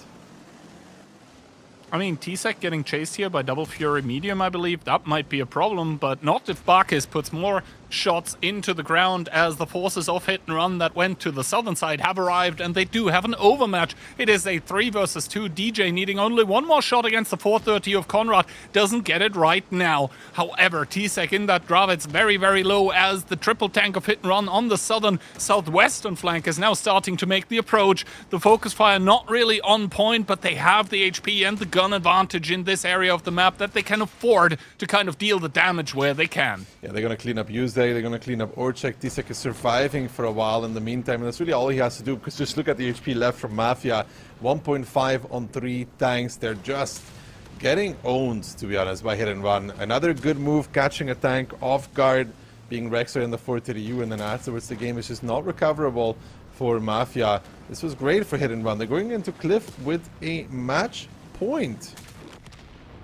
And that is probably exactly how they envisioned the game to go, because Mafia, you could clearly see in game number 1, and I think game number 2 here as well, that they wanted to kind of a less active style of play, but Hit just immediately finding the openings, and finding the openings in a way where Mafia was just completely unable to retaliate. If you think back, for example, to tactics that were played by, let's say, the likes of W, where the triple BZ or sometimes triple Dravets drives over the middle of the map, Hit was using a similar style of gameplay, but more refined, I would say, like going through the riverbed, trying to stay unspotted until it's basically too late for the opposing forces. That was, yeah, once again, just well played by Hit, reading into what Mafia were trying to do and then completely demolishing them. Yeah, beautiful round. Beautiful round for Hit yet again. 2-0, strong start here. Really, really nice from them. They're gonna be very confident going into Cliff now, to be honest. And as well, they should be. Those 2 rounds against Mafia that, mind you, have been undefeated until now. Not a single round away, and now Hit just completely removing the nimbus from the team of Mafia, and just, you know, punishing them where it really hurts, which is not only did the map nominally favor Mafia, but also the way that Hit just won those 2 rounds. They made it look easy against a team that normally is an absolute menace to go up against. Yeah, for sure. And right now, I'm just worried for Mafia that it's going to be 3-0, and that would be kind of like a confidence shaker, you know? It would be a big bummer for Mafia, because they started the season so well on the first 2 days, and then, you know, it's just completely against the trend of everything that's gone on for now. And for Hit, of course, I mean, it would be great news. It would be straight up fantastic news. To win it like that confidently after everybody thought they got weaker this season would be a huge bump for them. All right, so into Cliff we will soon go. We already saw a couple things on Cliff today, especially the fact that if you take a strike medium, you're able to kind of scan for broken stuff on the lower side. I think that can be a tactical tool that obviously both teams will be well aware of. And then, of course, the thing we've been talking about for quite some time, it's like, do you leave the BZ open or do you not on Cliff? I think that one is a map where the amount of possible tank bans is actually quite high. Now. What are we going to see on Cliff? Maybe the roles are reversed, you know? Maybe Mafia is just a better Cliff team now. Now would certainly be the point in time for themselves to kind of prove that, because if they don't, then Hit is going to walk away very, very happily from this game as the bans come in, and Mafia taking away the BZ, whereas Hit don't want to see a bad shot. Okay, I think that's a new ban on Cliff, but Let's see. I think Yuzek, he is still going to switch. He doesn't seem to have equipment on that tank right now. But Mafia, triple 50B so far with the CS, the TVP, make that quadruple 50B actually. CS, TVP, and RHM. Yeah, that's very autoloader heavy. In return, hit and run, triple B, triple CS, and a 140. A little bit more of a mix. I guess Kono, if he gets really good info in the beginning with the plane, then they'll be able to do something off of this. Because they're going to need to really make those autoloaders work. Let's see also if the Grousers on those 50Bs are going to make... Yep. No, actually, sorry, he spotted 2.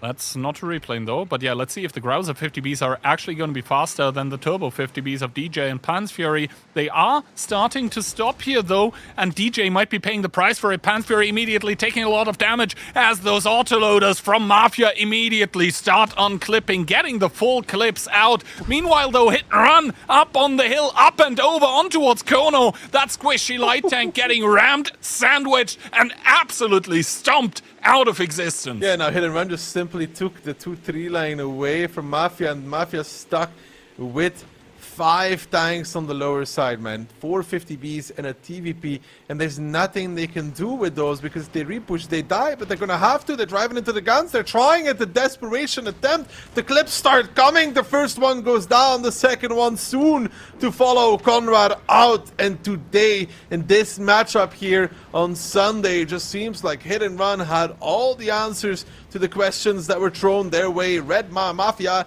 like a book, not once, not twice, but 3 times in a row. They're going to be wiping out the competition in this one and gonna have a blast on Sunday with a 3-0 victory over Mafia. Well deserved from Hit and Run side as well. And even this round, you know, again, just ahead from the beginning. Mentally ahead everywhere are Hit and Run that basically, like, it looked like Mafia were getting the jump on them a little bit with the 50Bs on the lower side, but Hit just with the quick and easy no you on the hill. Kono there, I believe, with the RHM getting a little bit caught. Like, normally you should be aware as the light tank player, like, hey, I'm going here not by myself. There was another tank available, but him getting caught with his pants down like that is also Kono not something you usually see happen. I think Kono spotted 2, so maybe he didn't expect the 3rd CS. I think he spotted 2, I'd have to double check. If he spotted 2 CSs and not 3 CSs, he may have been under the illusion that there was not a 3rd one. He may have seen one cross towards 1-2, and then the 2nd one appeared. You know, that could be a possibility. That would explain why they call him out, but like they just rammed him to death. That was beautiful. Yeah, I think once again everything simply falling into place for Hit, and once again they make it look oh so easy against a team of Mafia that so far, still, I'm going to repeat it, they had a perfect season up until this playday where they really got, I think schooled is the correct word by Hit. The positive thing here maybe for Mafia is that so much went wrong that when they're going to go back and analyze what actually happened in this match, they're immediately going to find a lot of the problems, and they should be able to fix them soon. But I think that's kind of a reach when trying to find something positive. But yeah, Hit absolutely wiping the floor here with the Polish Bratans, and are going to be merrily walking away with the 3 points that are going to stay with them for the rest of the season. But obviously, as you can see here on stream, usually on a weekday, that would have been the end of the goodness of the OLS stream for today. But as it is a Sunday, we have a special little something prepared for you, which is OCS Rising 1, the top 2 teams, according to the point table right now, in the OCS, which is the 2nd European League, are going to duke it out. Just after some replays, we'll see Collapse play against Yogurt.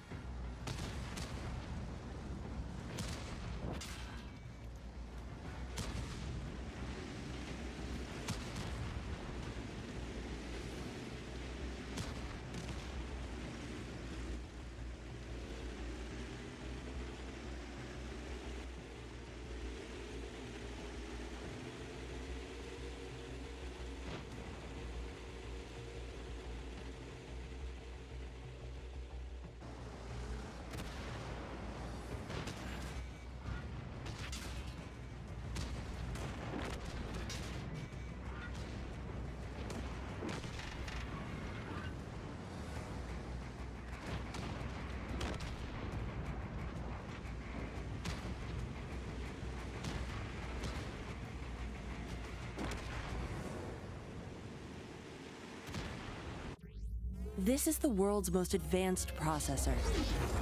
In entertainment, its rendering speeds render other processors obsolete. Powers cloud services for billions. Helps change the course of climate change. And uses AI to accelerate disease detection and cures. We make the world's most advanced processors, but only with your vision can we advance the world. AMD. Together, we advance.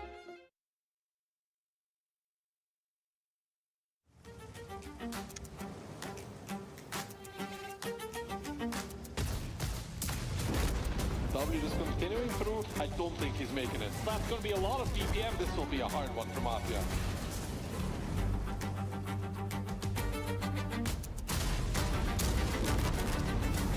It's not looking good. He's going to disappear. It's pretty bad for Cashback. He's dead. They're doing damage, but they're not stopping this train of W tanks pushing forward. He's a one-shot Itox with one more kill. They can't really do anything. Hit and run seems to be outnumbered. It will be crushed under the heel of W.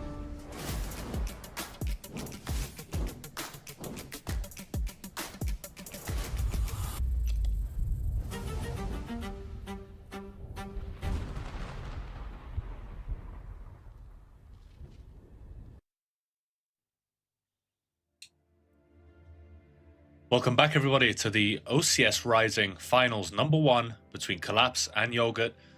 Ukrainian derby here, back again.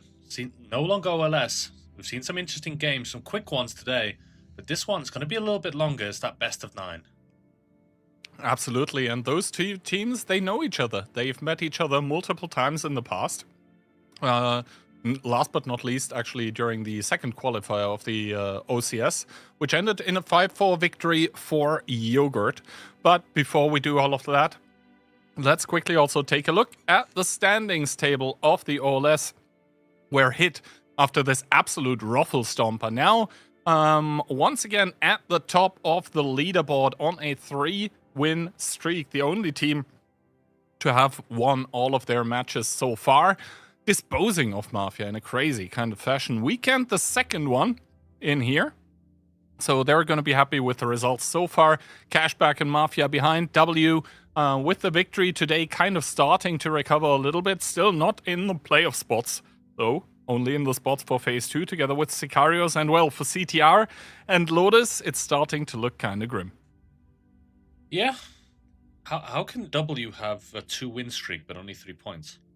A bit confused about that one, but yeah, Weekend being second, it's a big surprise, especially considering last season they finally kicked it into gear. Lotus about where we'd expect them to be. CTR doesn't look great with 1 point, but bear in mind they fought Hit and Run and Mafia, so two of the hardest opponents. They were a bit, can't lie, they were quite weak against Weekend, but they still have some potential to go a bit higher. Sicarios, not bad, 3 points. I think they will take that. And W, they want to be a little bit higher than this. But yeah, the games we've seen today were a big surprise, and we've learned some things. I thought Mafia would be the strongest team against between them and Hit and Run, but it was not even close, those games. Like you said, Ruffle Stomp, not even close. But what's your thoughts?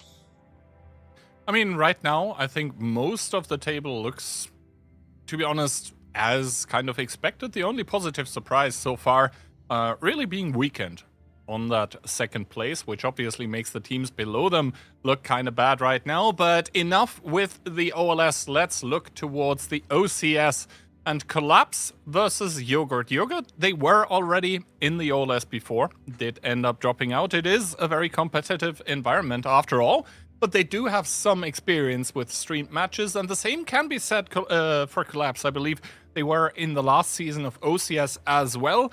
But this, on paper, means that maybe Yogurt should be favored, but I think Collapse actually with more success when it comes to the OCS matches so far.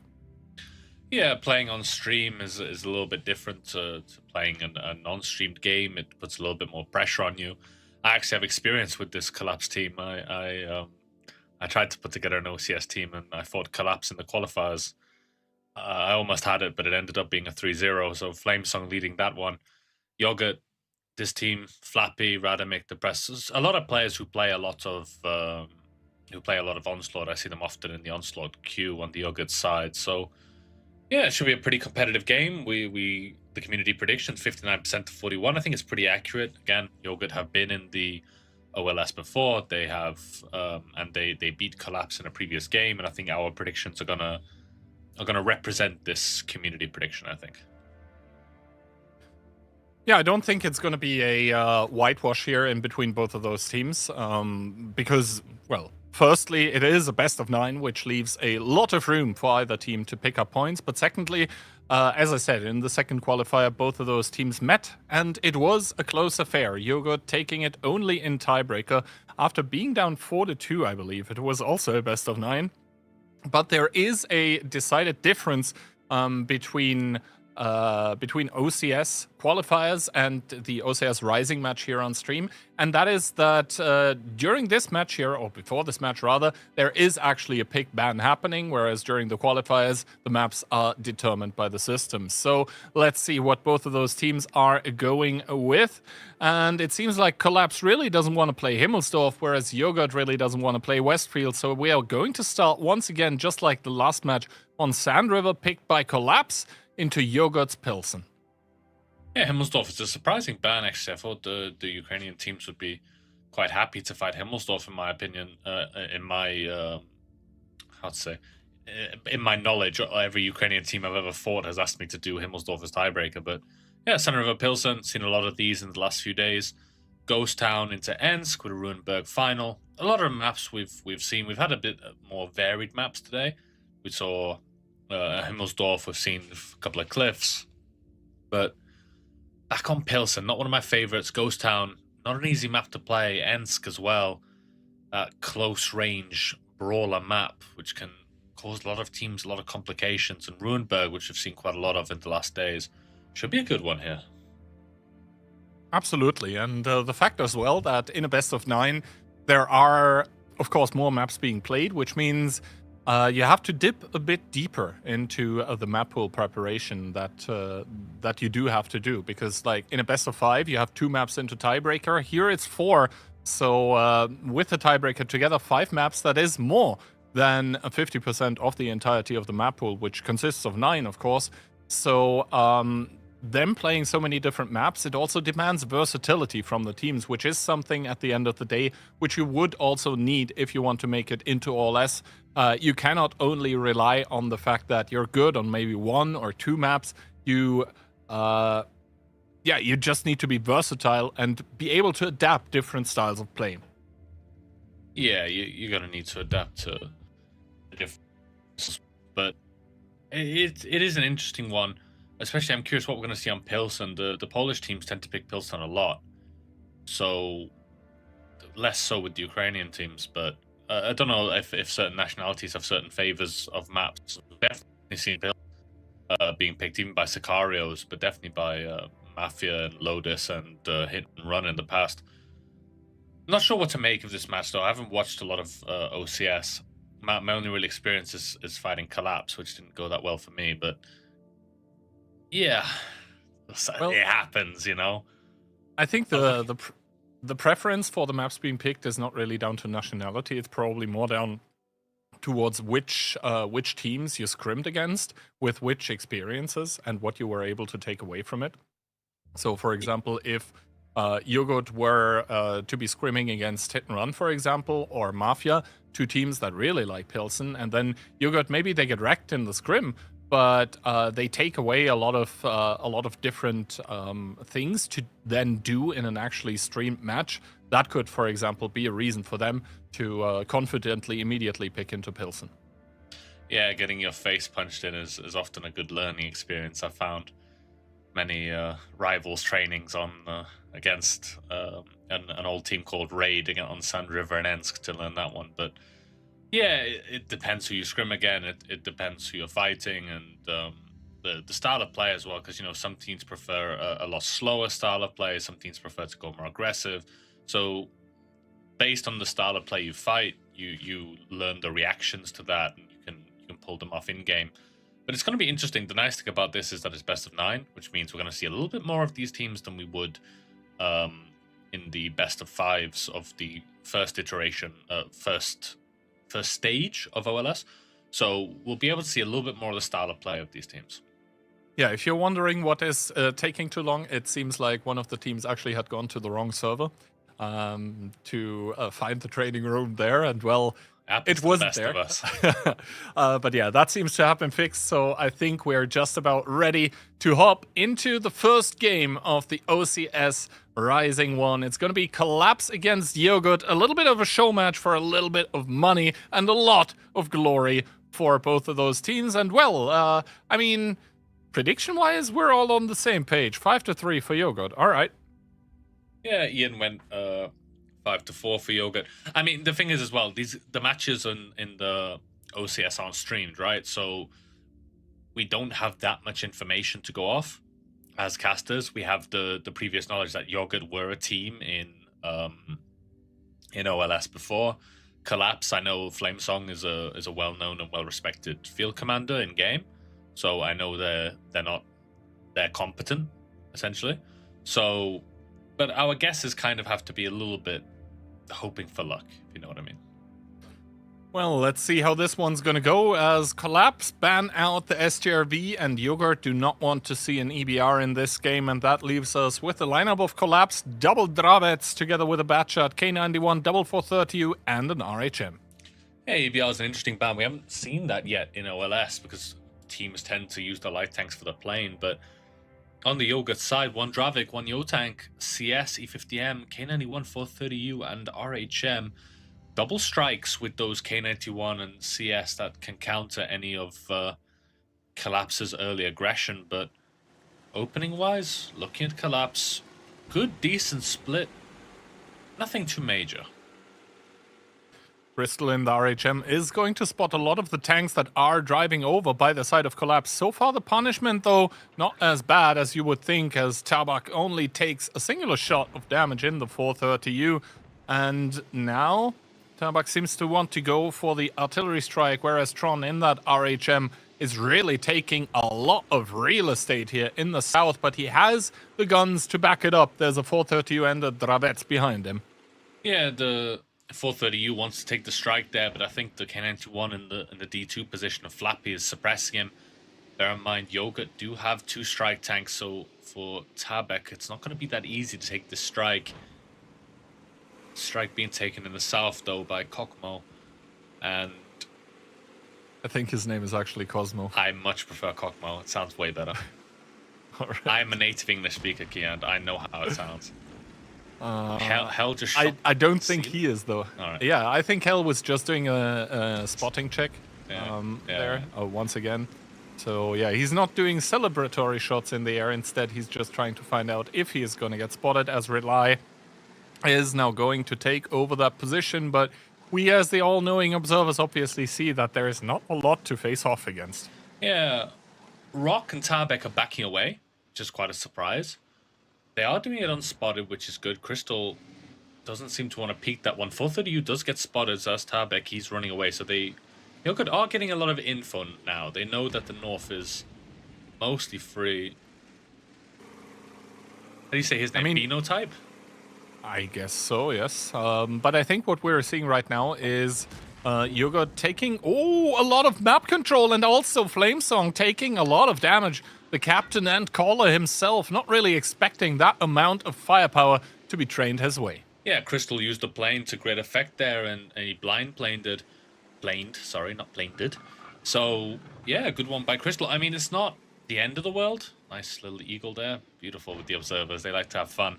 But Flamesong taking this much damage is not that bad. The K91 is a backline sniper. If it was on a tank like a Batchat or maybe Tabak, it would be a bit more crucial. But Yogurt definitely are posturing in the advantage. I think they have probably about 60% map control compared to Collapse's 40%. And right now, the top strike, the Prest, is trying to take that one.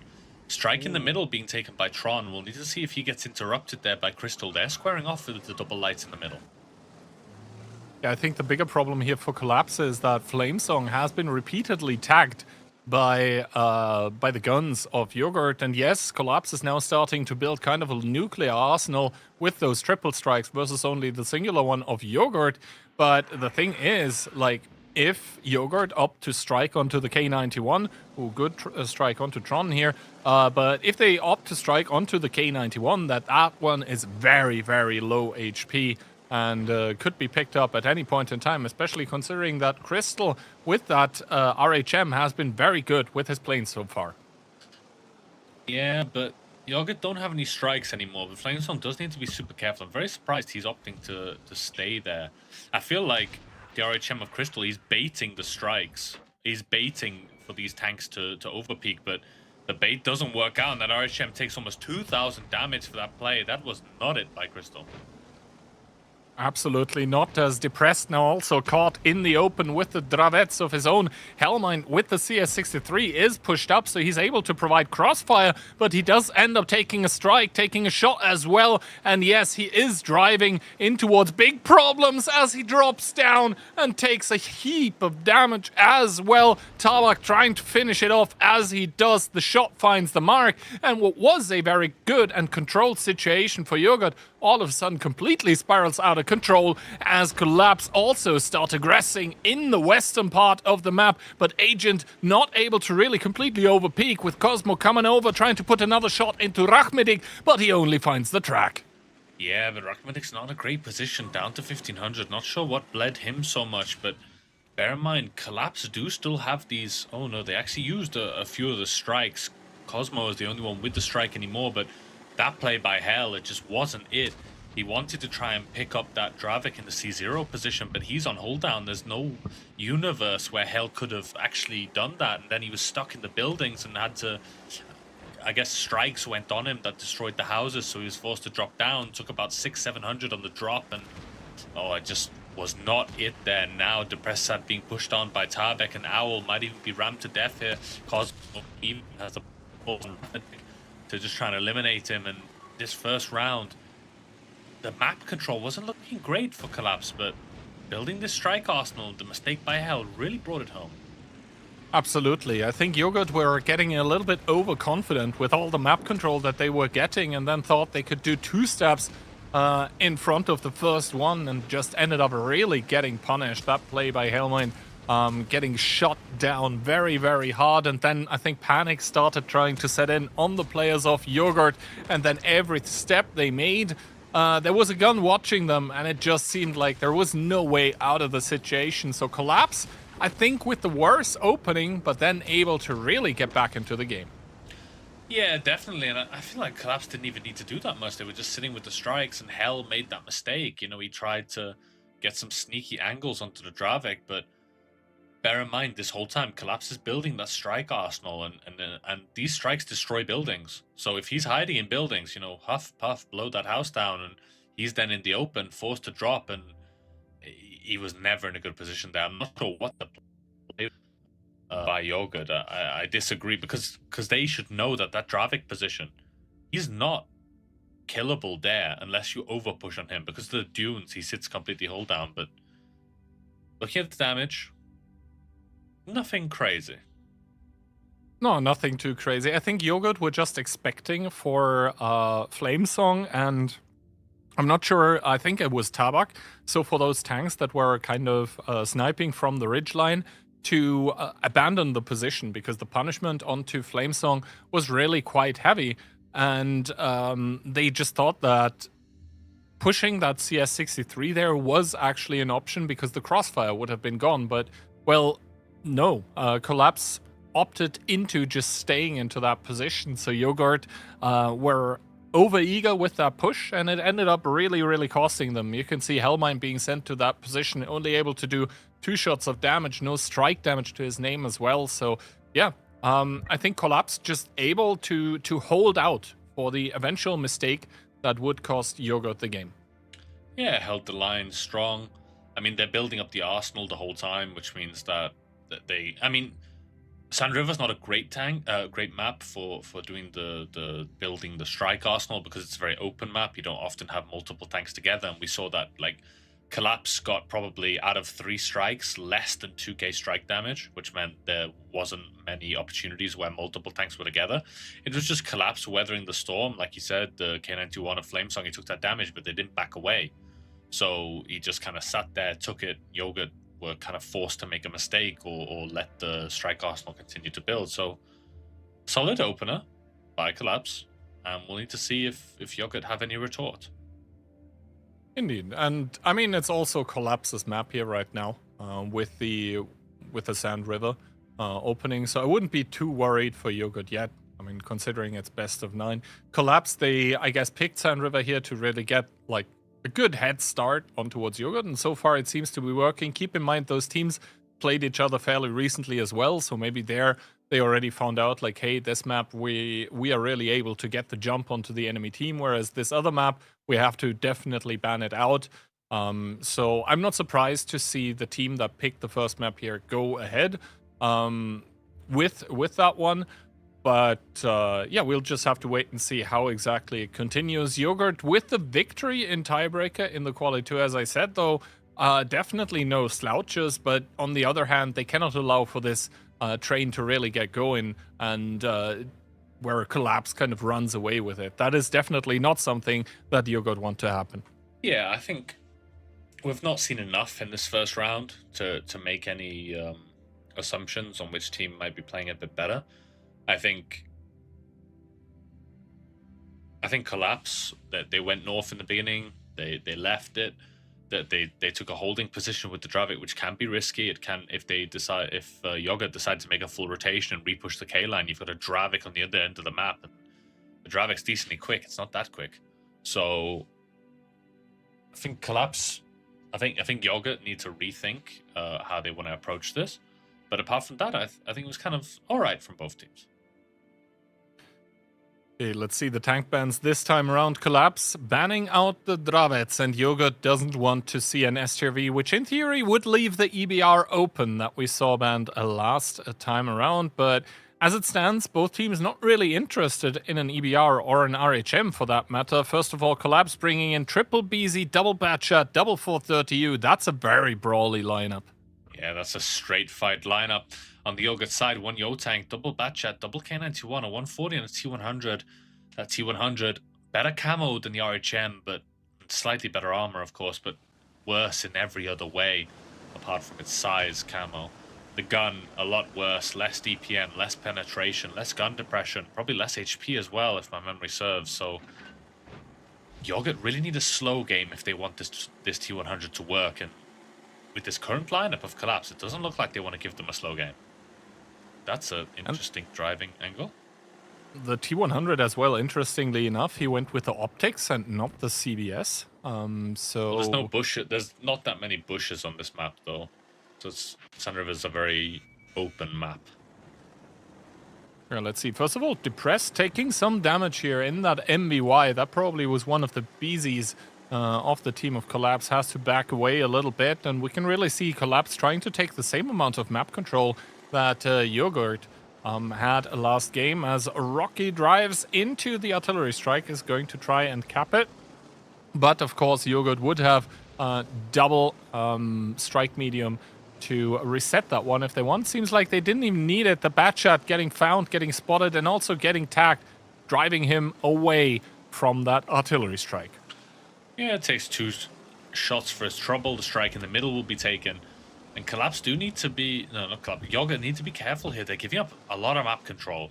And this triple tank on the 1-2 line, that BZ will just take the shots, and the 430s will DPM Yogurt to the ground if they go too close on that K-line. Small strike comes in, decaps Tron, but it's just a time waster. Rely on might try a blind here. We'll see if he connects it. If he does, he opts not to.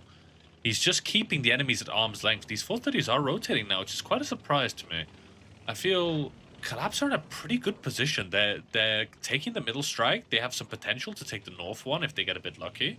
And the south one is not able to be taken right now. So I feel quite surprised on this rotation.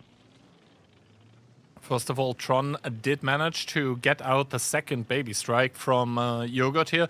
So now all of a sudden no resets available anymore for that middle strike. And really, Paying 200 HP on a heavy that realistically will be able to heal some of that back again for, you know, taking a strike that will deal 400 plus damage or even more when it connects on more than one target is a pretty good deal. The plane, however, does come in on towards Tron and Flamesong, which means they need to kind of duck and cover to hide away from those guns that are really scattered out by Yogurt currently. Yeah, I like this by Collapse. They have the double 430U in the middle to counter any aggression or maybe go aggressive themselves. But they opt to go K-line first to just take this strike just to see what map control they can get away with. Really like this by Collapse. They're in an incredibly dominant position at the moment. Strikes taken. Basically all the map control. Yogurt are forced to make a move in, and they do with these double bats. They're going to try and get Rock, but Rock's in a pretty good position.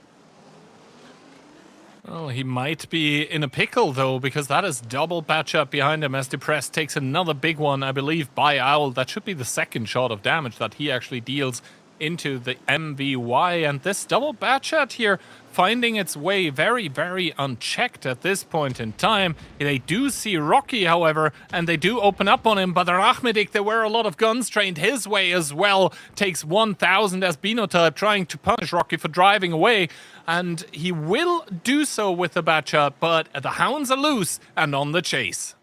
Yeah, Rocky's lucky to survive that, to be honest. If he does, he doesn't. Binotype takes him out for that. Big mistakes by Rocky.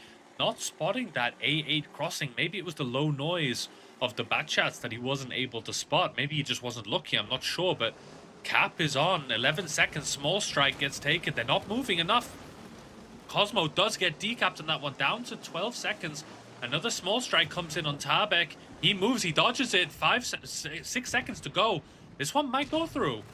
This one indeed might go through as Collapse also find a tank to collapse upon, which is Crystal, but the cap completes and Collapse, being down a tank, still are able to sneak it away, and they do complete the whitewash on Sand River. It is 2-0 with not a lot of damage dealt here in this second round. Not that it really matters. No, this wasn't a damage dealing game. Just, you know, that's the thing about World of Tanks. Your good position can collapse so quickly. Just Rocky dying there really opens that north for Yogurt. But really nice by Collapse to realize that, you know, your bat chat is being pounced on, and so you either need to pounce on one of Yogurt's tanks or go cap. There was no one of Yogurt close enough, so they went for the cap. And dodging these small strikes, I think they dodged 3 of them, only with the one 430U getting decap. Solid work. I mean, it's a small skill, right? Because when the strike gets placed on you, you get when a strike gets placed, you get a sound. When a strike gets placed on you, you get a different sound. So you know, if you know the sound, you know that you need to move right now. So yeah, solid work by Collapse here. They were in a dominant position. If Rocky didn't make that mistake, I am positive they would have won anyway, based on pure positional play, but it's good reactions. Good reactions by Collapse indeed, and for them, good news as well. They take down the map that they selected first, which is definitely their start they wanted to have, and now it is really up to Yogurt to respond. They didn't manage to really do anything towards Yogurt, so I hope we're going to bring up the map pick and ban screen before we hop into the next game again, because Pilsen. Honestly, Pilsen yep. Second map, all right. Gotta be more professional, Key. Gotta remember it. I remember everything. I'm just living in the moment. Living in the moment. I like it. Yeah, so Pilsen is the next one. Then we go to Ghost Town and Ensk with a final of Runeberg. Yeah. And here we go. Production's got our back. And yes, Pilsen, Ghost Town, Ensk. For now, I'm going to remember Pilsen, which is indeed the next map we are going to play. Pilsen, in my opinion, a very, very technical map. One where you can do aggressive executes, yes, but you can also play positionally, which makes it, tactically very versatile, to put it like that. There's a lot of different things that you can do, but that also means that there is a lot of different ways that it can be punished. So let's wait and see what these two teams have in store for us here. So far, our predictions, Bunter, it's not looking good. Well, it's fine. We did predict them to get 3, right? So give them 1 more, then lose. I mean, if we're all wrong, it doesn't change the standings anyway. I don't consider the OCS part of the OLS predictions. I'm still Doesn't matter what still you flying consider or high. not. It does. Everything matters what I consider. But yeah, all right, take it away. Let's go. Well, first of all, tank bans both teams not wanting to see the 430U, leaving a lot of room for other things to get picked here. And for now, Collapse seem to be happy with a 50B, a BZ, a Type 5, a 140, a Foshby, a 268 of all things, and an E4. Everyone gets to play their favorite tank. Yeah, everyone needs a daily double. On the Yogurt side, triple 50B, one Dravik, one CS, one 140, and an E4. Triple B is a lot on this map. So we'll need to see. Two of the players opting for the Grousers. I'm more of a Vents man myself. But Like Relay, I guess. yeah, Vents enjoyer. I'm a Vents enjoyer. Stabs, what stabs? Vents improves the whole crew. Oh, everything. Just that little bit more.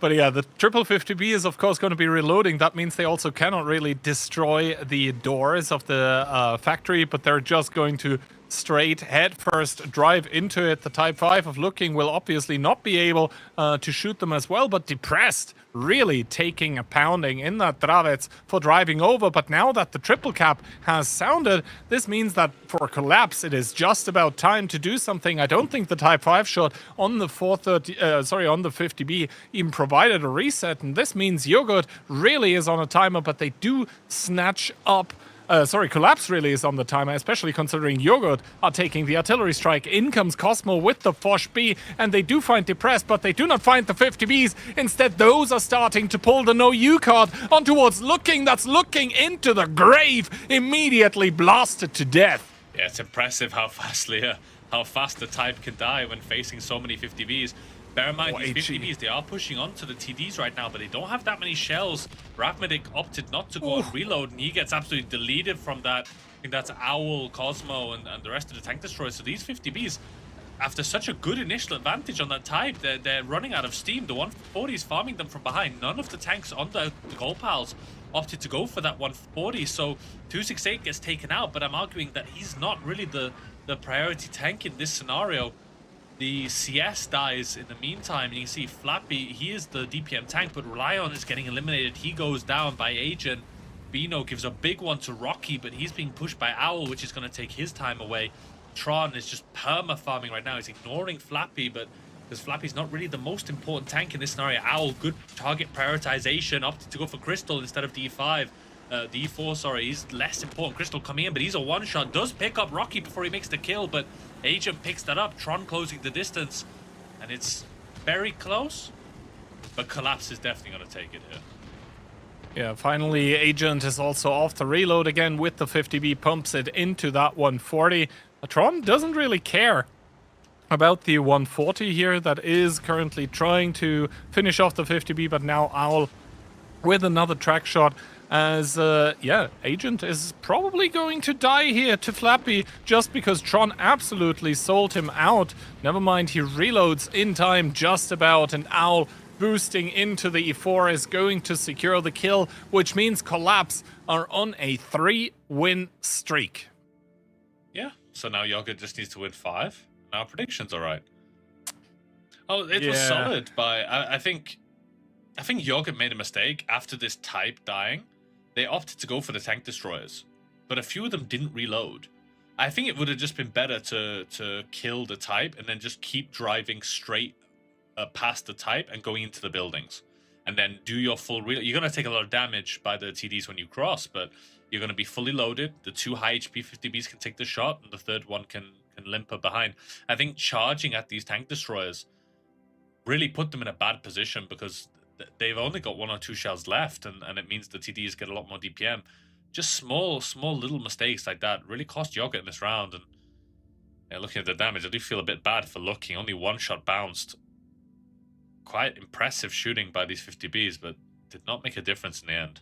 No, absolutely not. And I think for Collapse, a good thing that happened here is as well that, well, for Looking, maybe it wasn't the most pleasant experience of all time, but the autoloaders expending their first clips onto a super heavy is essentially for Collapse the best thing that could happen. That means the initial burst, the initial clip potential gets spent on something that's meant to tank and eventually die anyway, and that means your actual damage dealer tanks, Inspire Medium, your own clippers, your TDs, they are kind of unscathed at the start, and they can just really kick into the fight at a later point in time. And for Yogurt, I mean, you see with the 50Bs, yes, Relay got a second clip off, but Rachmedik after 2 shots immediately taken down.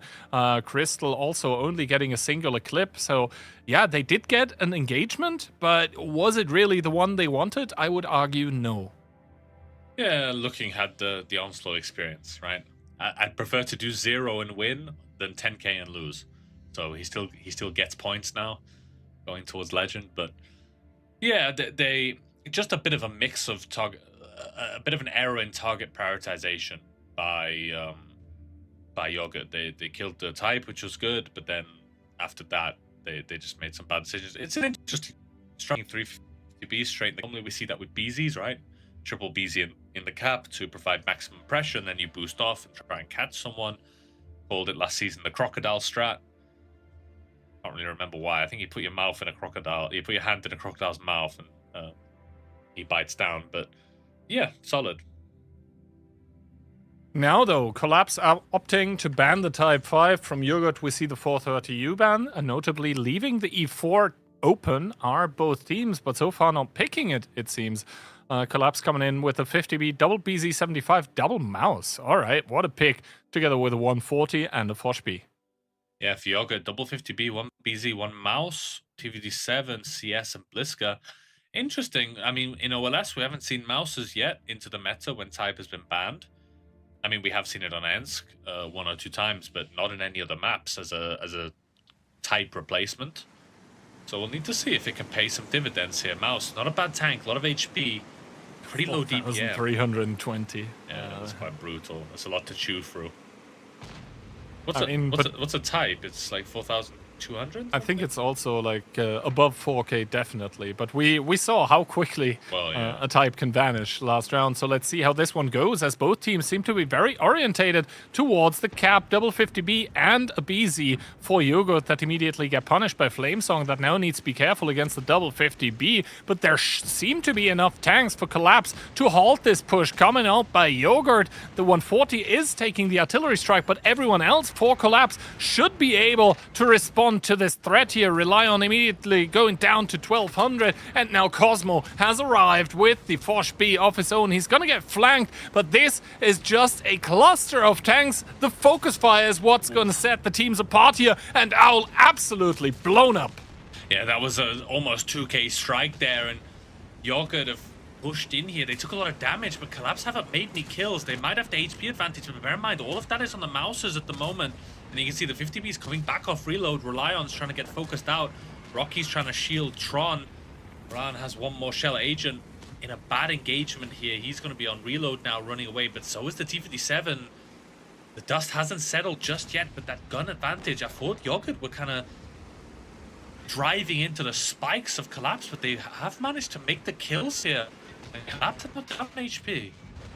Indeed, I think what's making the difference right now is that Yogurt also have a T-57 in the mix, and yes, while the 50B has more alpha damage, the T-57 definitely has more DPM. Just shuts down, looking, transitions into the Tron kill by the Bliskowitz, and now all of a sudden it is just the one mouse rocked by Collapse that will just absolutely get torn to pieces. And Yogurt, well, the first 3 rounds it didn't go their way, but here finally they do end up showing up, and we have a match on our hands. It's 3-1. Yeah, solid performance. I mean, these triple 50Bs, was it 250Bs and a BZ, sorry. They caught Flamesong in a bad position in that BZ, and he was forced to boost forward, and Collapse just had some tanks out of the game, and these double mouses, you know, it's not the highest amount of DPM, so the burst of Yogurt able to make these kills just kind of sealed their victory in the game. You know, we talk about it so much. It's one of the World of Tanks' most common phrase, gun in the game. The more guns you remove, the less DPM your enemy has to shoot back at you. But Owl, he boosted, I think he saw Flamesong getting surrounded, and he boosted in the open. don't even know how you do 400. I think maybe he shot a... I don't know, Yoga don't even have a... what do you call it? A Juggernaut TD, so not sure how he does 400 there, but yeah, he just got deleted going in behind them. Maybe a ram damage on something, but yeah, it's weird to see that. But on the other hand, I mean, 2,200 strike damage by Bino. Yeah, that was a big strike. Absolutely crazy. Well placed as well. And then, as I said, the focus fire coming out from Yogurt just better. They were able to kill more guns more quickly, the important ones at that. And from there on, they were just able to snowball it down, finally get around on the board. And that means from Pilsen, which can be a very, very aggressive map, we now go into one that arguably, maybe together with Sand River, can be one of the slowest in the pool. Ghost Town, I really think that since last season, those immediate cap pushes have fallen out of fashion a lot, just because of the initial sniper medium strike that now is available for the decap. It just makes these kinds of tactics a lot less valuable, although, and that also has to be said, the cap on Ghost Town is actually very large. So if you don't know where exactly the opponents are, then all the CS strikes in the world don't help you if you miss them. Yeah, I don't think we're going to see a cap play. Might be proved wrong. I think from what I saw last season, the OCS team, I think it was Sicarios, I can't remember who they fought though, and a lot of teams tended to play on the zero line, so on that zero line field, trying to take that middle strike. We'll need to see. I think this Pilsen games are a bit more telling. I think, how do you put this? Yogurt are playing a very aggressive style. And that's one of those where it either wins you amazingly or fails spectacularly. First of all, tanks banned E50M and BZ75 this time around. At least the E50M, to me, is quite the surprise, but Collapse opting out of it. And they are going to be bringing a Dravetze Type 5, double CS, double 430U, and the RHM. Yeah, Yogurt with a bold choice here. Triple bat, triple CS, actually, and one RHM. Such a light lineup, but with only one light, Relion needs to play a perfect game here, because if he goes down early, it could be disastrous for Yogurt. But triple strike medium means that if Collapse do opt for a cap run, they shouldn't be connecting it. Initial info, only looking getting spotted in the beginning. Both teams getting minimal info because they decided to try and avoid it. 430Us are going on the one line. Looks like we're going to have a one-line clash here. I mean, that might actually... I'm not even sure who it would favor here, just because Yogurt have the so much more versatile lineup. Good shot in towards Bino. Relion, though, is able to retaliate onto the enemy RHM. Any kind of damage onto the light tank that you can do is extremely important, just because that makes you able... or that should enable you, rather, to be to have priority in the light tank 1v1. But here now, the forces from Yogurt are starting to unfold. Is that good for them, though, is the question, as Depressed with that Hurricane immediately arriving. Shots whizzing past him, but now in come the bat shots. Flappy immediately getting focused out down towards 1900 as Cosmo, the next one on the chopping block for Collapse. But Yogurt, they still have to decide where exactly to go. An HE shell from the Type penetrating into the CS, and this overpush by Yogurt Safari doesn't really find success. They're not able to pick up targets quickly enough as their HP gets smithered down. Yeah, that's the thing about this lineup by Yogurt. There's so much burst, but if you can't burst the tank down, you can't get a gun out of the game in the first 10 seconds. It kind of collapses. Cosmo goes down, so initial advantage in guns is now on Yogurt. Strike is great. A lot of the HP is still on this Type, bear in mind. If the bats can make good double clips, which they are, Flamesong goes down, Owl is getting eliminated. There is good potential here, even if the HP looks dire for Yogurt, and they can take this down. Gun advantage, but bear in mind, Agent and Rocky, they have this high ground. Relion will be pushed by both of them, so he'll probably go down. There's no way he can run away from this. And we'll need to see, can Depressed Sarambino Type pick up Rocky before Relion goes down? They can. Small strike on Relion, but he's still alive. 19 HP. It's 18 more than you need. Agent going forward, trying to shoot LaVey. Bino Type going behind. Relion gets eliminated by Tron. It's such a close game at the moment. Bear in mind, it doesn't matter if the HP is so much higher on Collapse. If it's just that Type in the end game, it won't make any difference. Well, Looking is now looking for the shot, but he actually bounces it or doesn't hit. It doesn't matter at the end of the day because Depressed stays alive and Agent does get killed by Flappy. The RHM unable to brawl out against the CS, and now Looking in that Type 5 is going to do exactly what his name suggests. But will he find those flimsy mediums of Yogurt? They're all backed into one little corner. Also, Yogurt do not have that light tank anymore. It's just that Looking really needs to find the pickups here, because keep in mind they are also down in guns, which means that in the tiebreaker condition currently Yogurt is winning. Never mind, Floppy gets shot down, and this is bad news for Yogurt. Yeah, Flappy being eliminated is really bad, actually. He was the one making all that crossfire. They put a blind strike because they kind of had to. The press side will go down in a moment, and Tron surviving there is going to be the undoing on Yogurt, this light tank in the late game. But he missed. If Tron had died there's definitely a potential for Binotype to carry this one. But back and forth, punches to and fro. It looked really bad for Yogurt at one point. Then it looked really good. Then it looked really bad again. And that's the thing about this Brawl lineup, this overpush. It can go amazingly or it can go absolutely disastrously. But this was pretty close. After that first 10 seconds of that engagement, I thought it was over for Yogurt. They did not make any kills or any significant HP advantage. And I think that is kind of what bit them in the butt at the end of the day, is that when you actually commit to a tactic like that, you just have to bite the bullet collectively as a team. You just have to go up and over, focus one tank out, then transition over to the second one.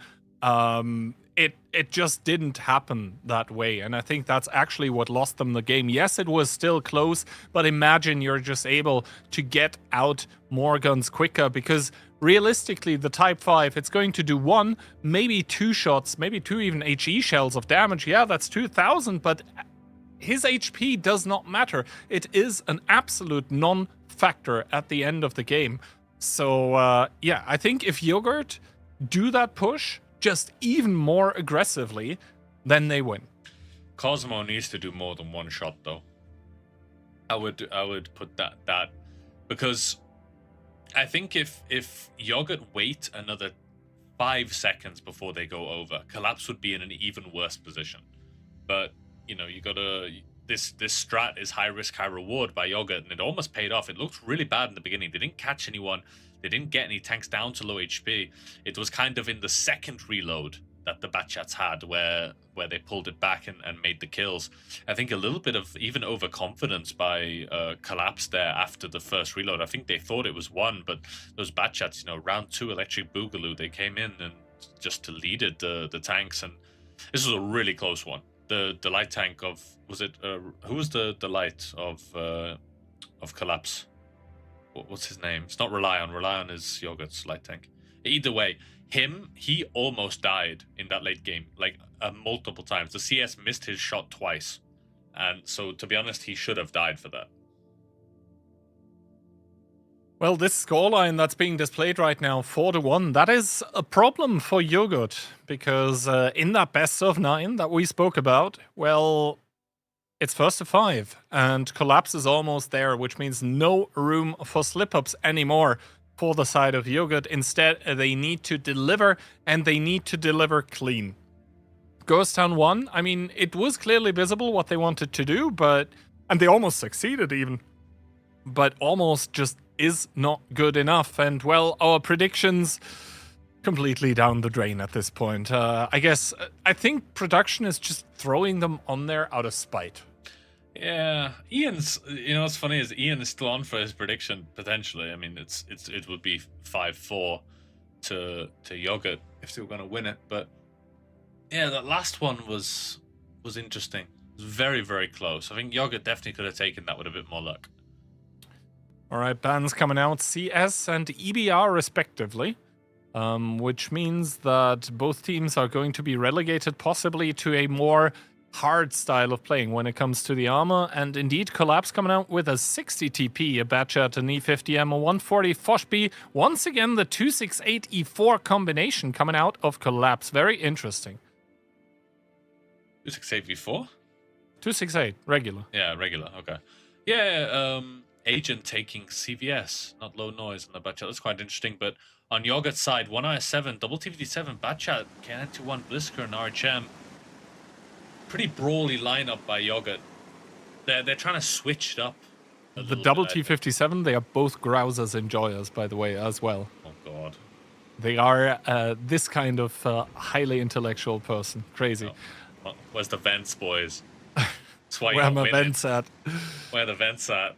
The only respectable equipment choice. But yeah, Relion is going to get shielded by the IS-7 of Rachmedik as well. They want to probably put some roll XP onto the light tank so he gets back his plane. As Depressed actually taking a big hit of damage, not entirely sure who that one came from. Probably Owl in the E4 as he is reloading currently, and now Rely is going to make his way away from the strike that he managed to snatch away. Rachmedik kind of locked into that position with the IS-7, and of course he doesn't know how much firepower has been committed by the team of Collapse on the 9-0 line. That's why he's kind of tucked in, not really driving away at this point in time, as he might open himself up to a lot of fire. And you could see the T-57s, they were trying to exploit whatever the RHM was going to spot, but nothing was lit, so they are starting to reorient as well, as a Collapse are now taking 2 strikes compared to the one that Yogurt had. Good blind reset in towards Flamesong, though. That must feel very annoying. Yeah, it will be, but you can see Collapse are playing with real confidence here. They're taking, again, similar to the Sand Rivers, they're taking a lot more map control. And the thing with Yogurt's lineup is these double TVD7s, they're not very useful in a long game. They want to collapse on someone, as the name, as Collapse's team name suggests, that they want to pounce on someone. But there's nobody close. So in this long game, yeah, the 268 of Flamesong, he can't take the strike right now. He can in the future. And it's interesting, the fact that Collapse don't play with a light tank, yet they have so much more map control than Yogurt. I feel, map control is a big thing in World of Tanks, but... Ooh, Flamesong once again getting spotted, but this time around not taking damage. And this means that Rely is not going to get back his plane. That should enable Flamesong at some point in time to retake the strike, although Rachmedik could say no to that with the strike that he has now picked up, of course. And keep in mind, Rely also has a strike of his own, which he could use to generate possibly another plane as soon as Flamesong touches the artillery strike again. Doesn't want to do so right now. Also keep in mind the HE, and I think that's what Flamesong was firing there in the 268, is absolutely brutal with the 1100 alpha, and I think pretty good penetration as well. As LeVay gets blinded, the artillery strike does not find the mark, so a little bit of utility has been going to waste for the side of Yogurt. Rachmedik now driving in, but what does he find? A 60 TP to his left, a Forge to his front, and he's going to take the entire clip. Yeah, Cosmo pops the ability late, so he won't be healing much of that back. Such a good opener, ended up being quite a negative trade. We'll see if Owl does connect it and takes one in return, but that's damage reduced. And the big thing at the moment is that Yogurt they didn't have full info on what Yogurt have. They still haven't spotted the Batchat or the 140, so they don't really know what they're playing against at the moment. But looking, oh my god, those double TVD7s, I saw them peeking. I didn't think looking would get deleted that quickly. That's got to be a speed run. I think, I'm not sure if he died quicker in the type or the 60 TP in that one. But Cosmo does peek. Oh, Depressed doesn't connect it, so he goes down for free. Ability is still popped, so he might opt to just go onto the IS-7 and kill him in the healing phase. The ability, he goes back now and getting farmed from behind. Cosmo will go down here from these tanks on the field. Gives one more before he dies. I mean, likely to die here currently, but Binotype, of course, only 320 alpha, but Rely in the RHM is going to pick it up. And now Collapse, I mean, they have less tanks, they have worse positions at this point in time. This means they definitely need to do something, and the city seems to be where they want to do it. Agent finding a building and hugging it for a while before realizing he can actually drive forward. Flappy once again in the T-57, completely clipping out, but it's not enough. Owl stays alive with the ability. He takes a big one to the face. Hell coming in with the stinger of his own, trying to help Flappy in that T57, but gets shot down in the process as all of a sudden Yogurt with the re-push on the one line. They find the 50M, who is going to go down against 3 tanks of his own. Flappy once again reloaded in the T57, does not go down to the 140 quite yet. One shot marks it into the 140, but does end up dying, and we find ourselves in a 3 versus 3, but Rely has so much HP. Yeah, that light tank, we've said it so many times, and the thing is, because the E4 now goes down, the win condition is on Yogurt's side for tanks remaining, and yes, LeVay is low HP. Yes, Benotype is a K91, which is a little bit of an awkward tank, only on 1,000 HP, but rely on in that light. He's going to make sure that they can really keep these tanks in arm's length. Tron is not one strikeable, but realistically, this is such a hard game for Collapse now. This was a really interesting game, though. Like, how much damage those T57s did was crazy. And the short time frame as well for them, right? When they activate the ability, the already short 2 seconds intra clip just gets reduced. And now Rely on, I mean, it's his game to win, realistically also his game to lose, but now a strike getting put on Agent, going to put him down to 2254. That's not enough for a bad shot clip still, but Tron going down to a one shot, and now that RHM that normally is only an information vehicle, it is now completely on the prowl and on the hunt. He will be able to take out the 140, no problem, and after that Agent 1v3s. In Onslaught they sometimes happen, but in OCS it's very rarely. Yeah, Tron does the best he can. He takes a random bush in the open, which is not realistically playable. And you're playing super safe here. When you're 4-1 down, you don't want to take any risks, so they'll take the strike. Agent opts not to take this strike. And they gotta, for Collapse to get back into this game, they need to catch Rely on, which is just not gonna happen. No, I mean, the Batchat doesn't even have the clip potential for the RHM still. Yeah. He has 1950 in the clip. If he gets like a super good ram off, then maybe. But yeah, it's not happening, pal. Yeah, so need to analyze what happened in this game. I'm very surprised. This feels the second. This game was very reminiscent of that Sand River where Collapse had the western spawn. We call it the worst spawn in 15-15 for the K-line positions. But they had all of the positions. They had everything going for them. And just managed to throw it away with some misplays by looking. I think he tried to overpeak onto the IS-7 of Rachmadik in the cap, and double TVD-7 suddenly appeared. So that's the big problem when you don't have a light tank. It means you don't have full info, and looking got absolutely deleted, and then after that... I mean, Agent getting spotted here. Maybe he roughly has an idea where it's coming from now that the RHM reveals himself. He definitely knows as he drives into the cap, down towards less than one clip for a Batchat. That being said, I mean, the Batchat has a long intra clip, so if LeVay tries to, pun not intended, collapse on him, he should definitely have time to react to that as he goes into the RT strike now. Actually, Yogurt are going to pick up the third strike as well. Double strike gets put, and they do actually guess correctly. Both of them connect, and both of them know it as well, because their ability gets charged. It wasn't a guess, because he was playing, but yeah, Agent doing a little bit of HP for info. I mean, right now it's one of those where it's just kind of go next, There's no realistic way that Collapse are going to come back into this, and that's the risk you take, right? If you don't, the light tank, it can be so valuable, but if you're making a choice either to have an extra fighting tank or have an extra light tank.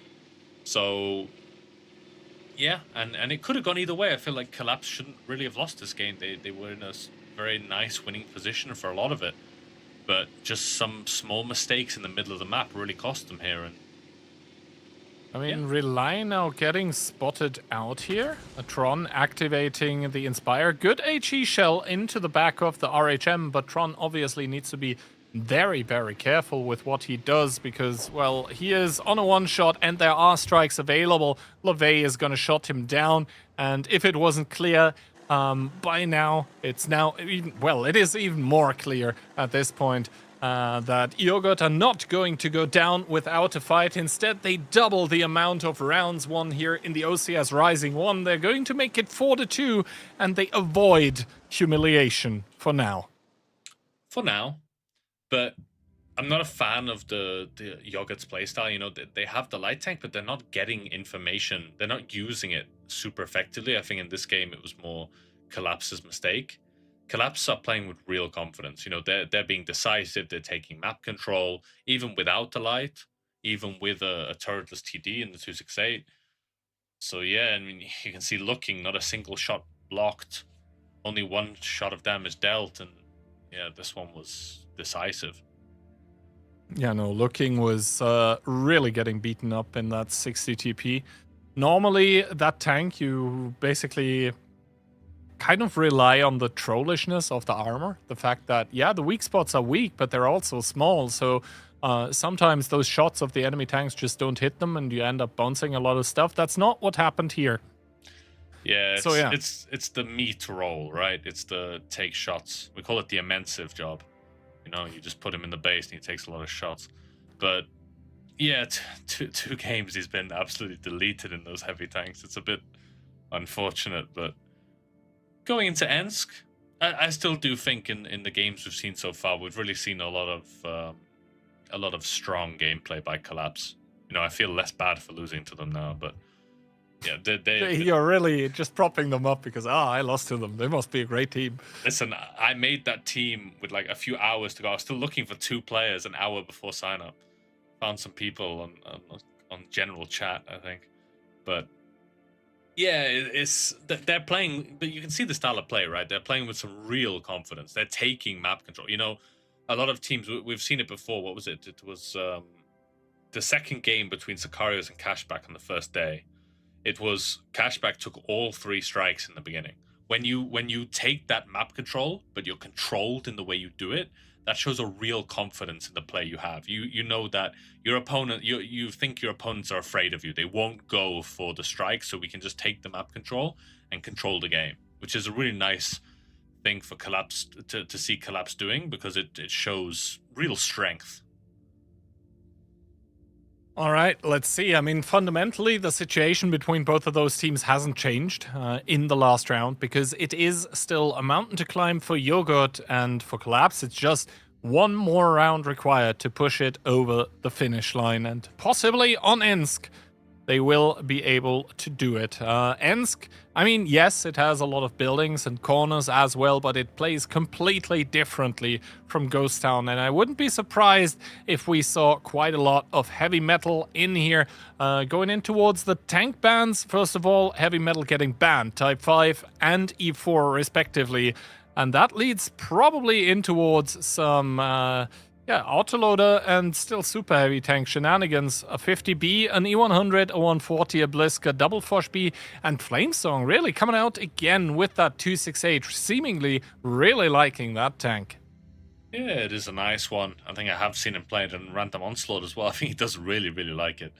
But Yogurt, 1 BZ, 1 Mouse, double full 30U, double and triple Fosh actually.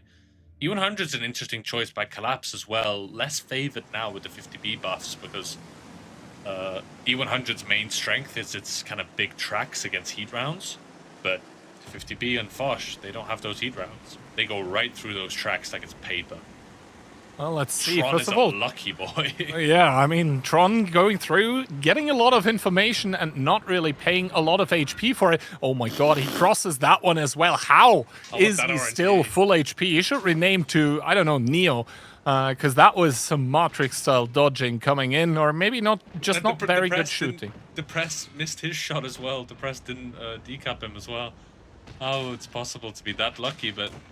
yeah, Flappy and Cosmo, they're now trading off. Tron does manage to get the strike there. He's not in a great position now. Depressed Sad and Radmedic is focusing on him, but the press is taking a lot of damage for this. Looking is pressuring out Radmedic. The trades initially definitely going in Collapse's favor, but Tron is getting pushed on now. He will finally go down. The luck has run out. The Foshers on Collapse's side, they're on reload, but they will be loaded a little bit quicker than Yogurts will. So if they counterattack this city, it can make a big difference here, but Cosmo took a lot of HP damage. Relion now starting to drive out of the city for now. Yogurt don't really want to commit at this point in time as the brawl around the cap is still ongoing. Agent taking another shot for the fadeaway in the 50B as Rock seems to be fully loaded. Rock and roll ready to go, possibly with that Fosh B, and it might be direly needed because Yogurt, they are starting to cap. Rachmedic bouncing yet another shot with that mouse. Owl in the Bliskavitsa will probably not be able to get there in time, and base has been captured. Yogurt steal it away. That's crazy.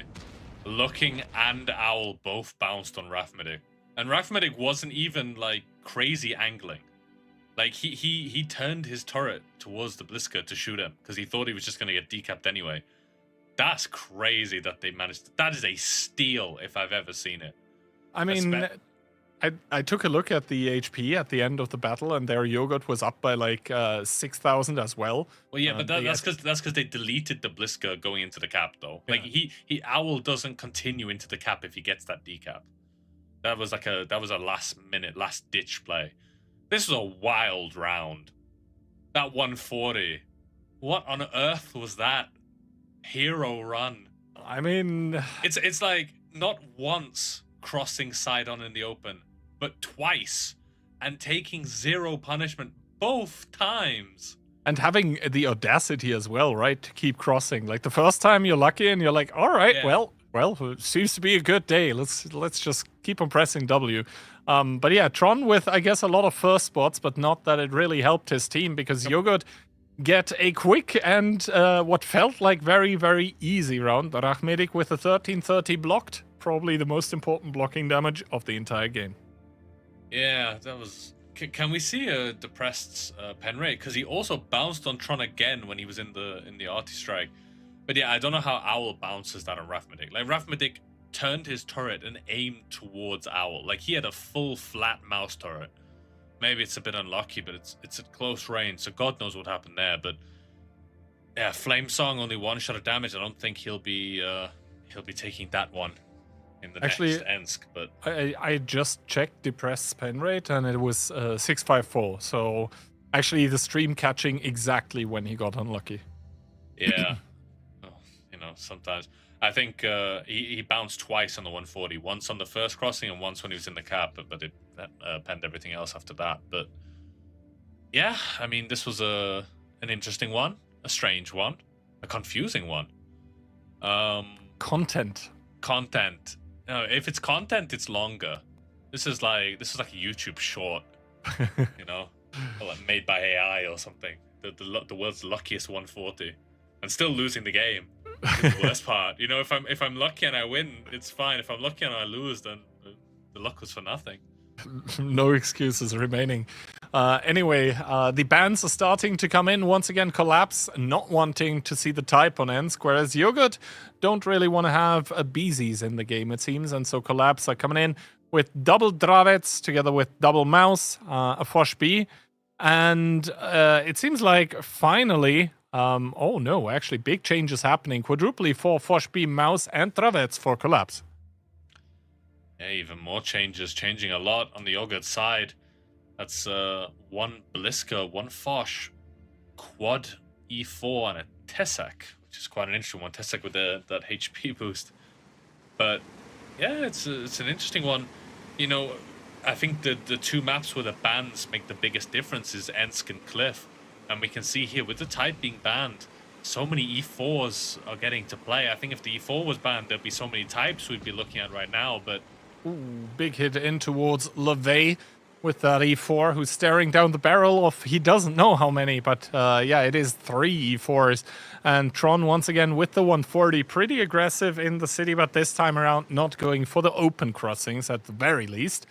As Cosmo with that 50B a little bit late to the party, doesn't really want to peek that one anymore, and I think he realizes and thinks better of it, drives away as Rely is going to get the info in the city with that Tisak. Obviously spent a lot of time getting there, taking a strike in the meanwhile as well.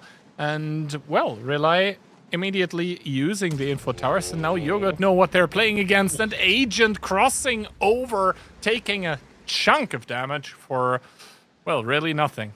I mean, that could have been even worse. Held wasn't in position aiming. He was a bit behind the corner hidden, so that could have been much worse. But this is a big issue for Collapse at the moment. They took all these E4s and they aimed down the 5 line, but the damage that they dealt was minimal. And yeah, Yogurt have this one less fighting tank in the Tessak, but he's getting a lot of info. They know there's a light tank, but these E4s are a great tank if you're just sitting still and shooting on range because of the high penetration, the decent gun. But they're not very good on rotation. And the fact that Yogurt have taken good positions in the city, you know, that's the thing, right? If Collapse aim down the 5 line with these E4s, it's worth it as long as they get damage. But because they didn't get any damage, now Yogurt has the city control, and they also have the field because of the Tessak. This rotation by Tron is nice, though, because it's going to kind of counter the Tessak a little bit, but the damage is already done. Full info has been gained. He gained strike as well. And the thing is, Yogurt is not only contesting the green with the Tessak, they're also in full control of the neutral objectives that are in the city, right? Rotation. You see the E4 on G5. He's spotting rotation down the 5 line through the bushes. So Yogurt know everything. They have the strike in the city. They don't have the strike on the field, but neither do Collapse, which means it's a net positive for Yogurt. And Yogurt can see rotations. He Cosmo, he crosses, takes a big hit, but that's info. That's the most important. I mean, Relay getting spotted as well. Now he finally sees the 140, so he kind of knows what's up. And Tron, understanding that he's only playing against the singular Tessak, is obviously going to try and take more control over the field as well. I'm not really sure it was worth here for Relay to actually shoot with the Tessak to get a little bit of damage in towards the 50B. But, well, greeting a little bit as Benotype with that E4 is looking, and Agent, who are there in the windows with those E4. Flappy finally is going to pick up another artillery strike, which makes it 3 for the side of Yogurt. Meanwhile, on Collapse's side, Tron is going to ultimately get an artillery strike for his team as well.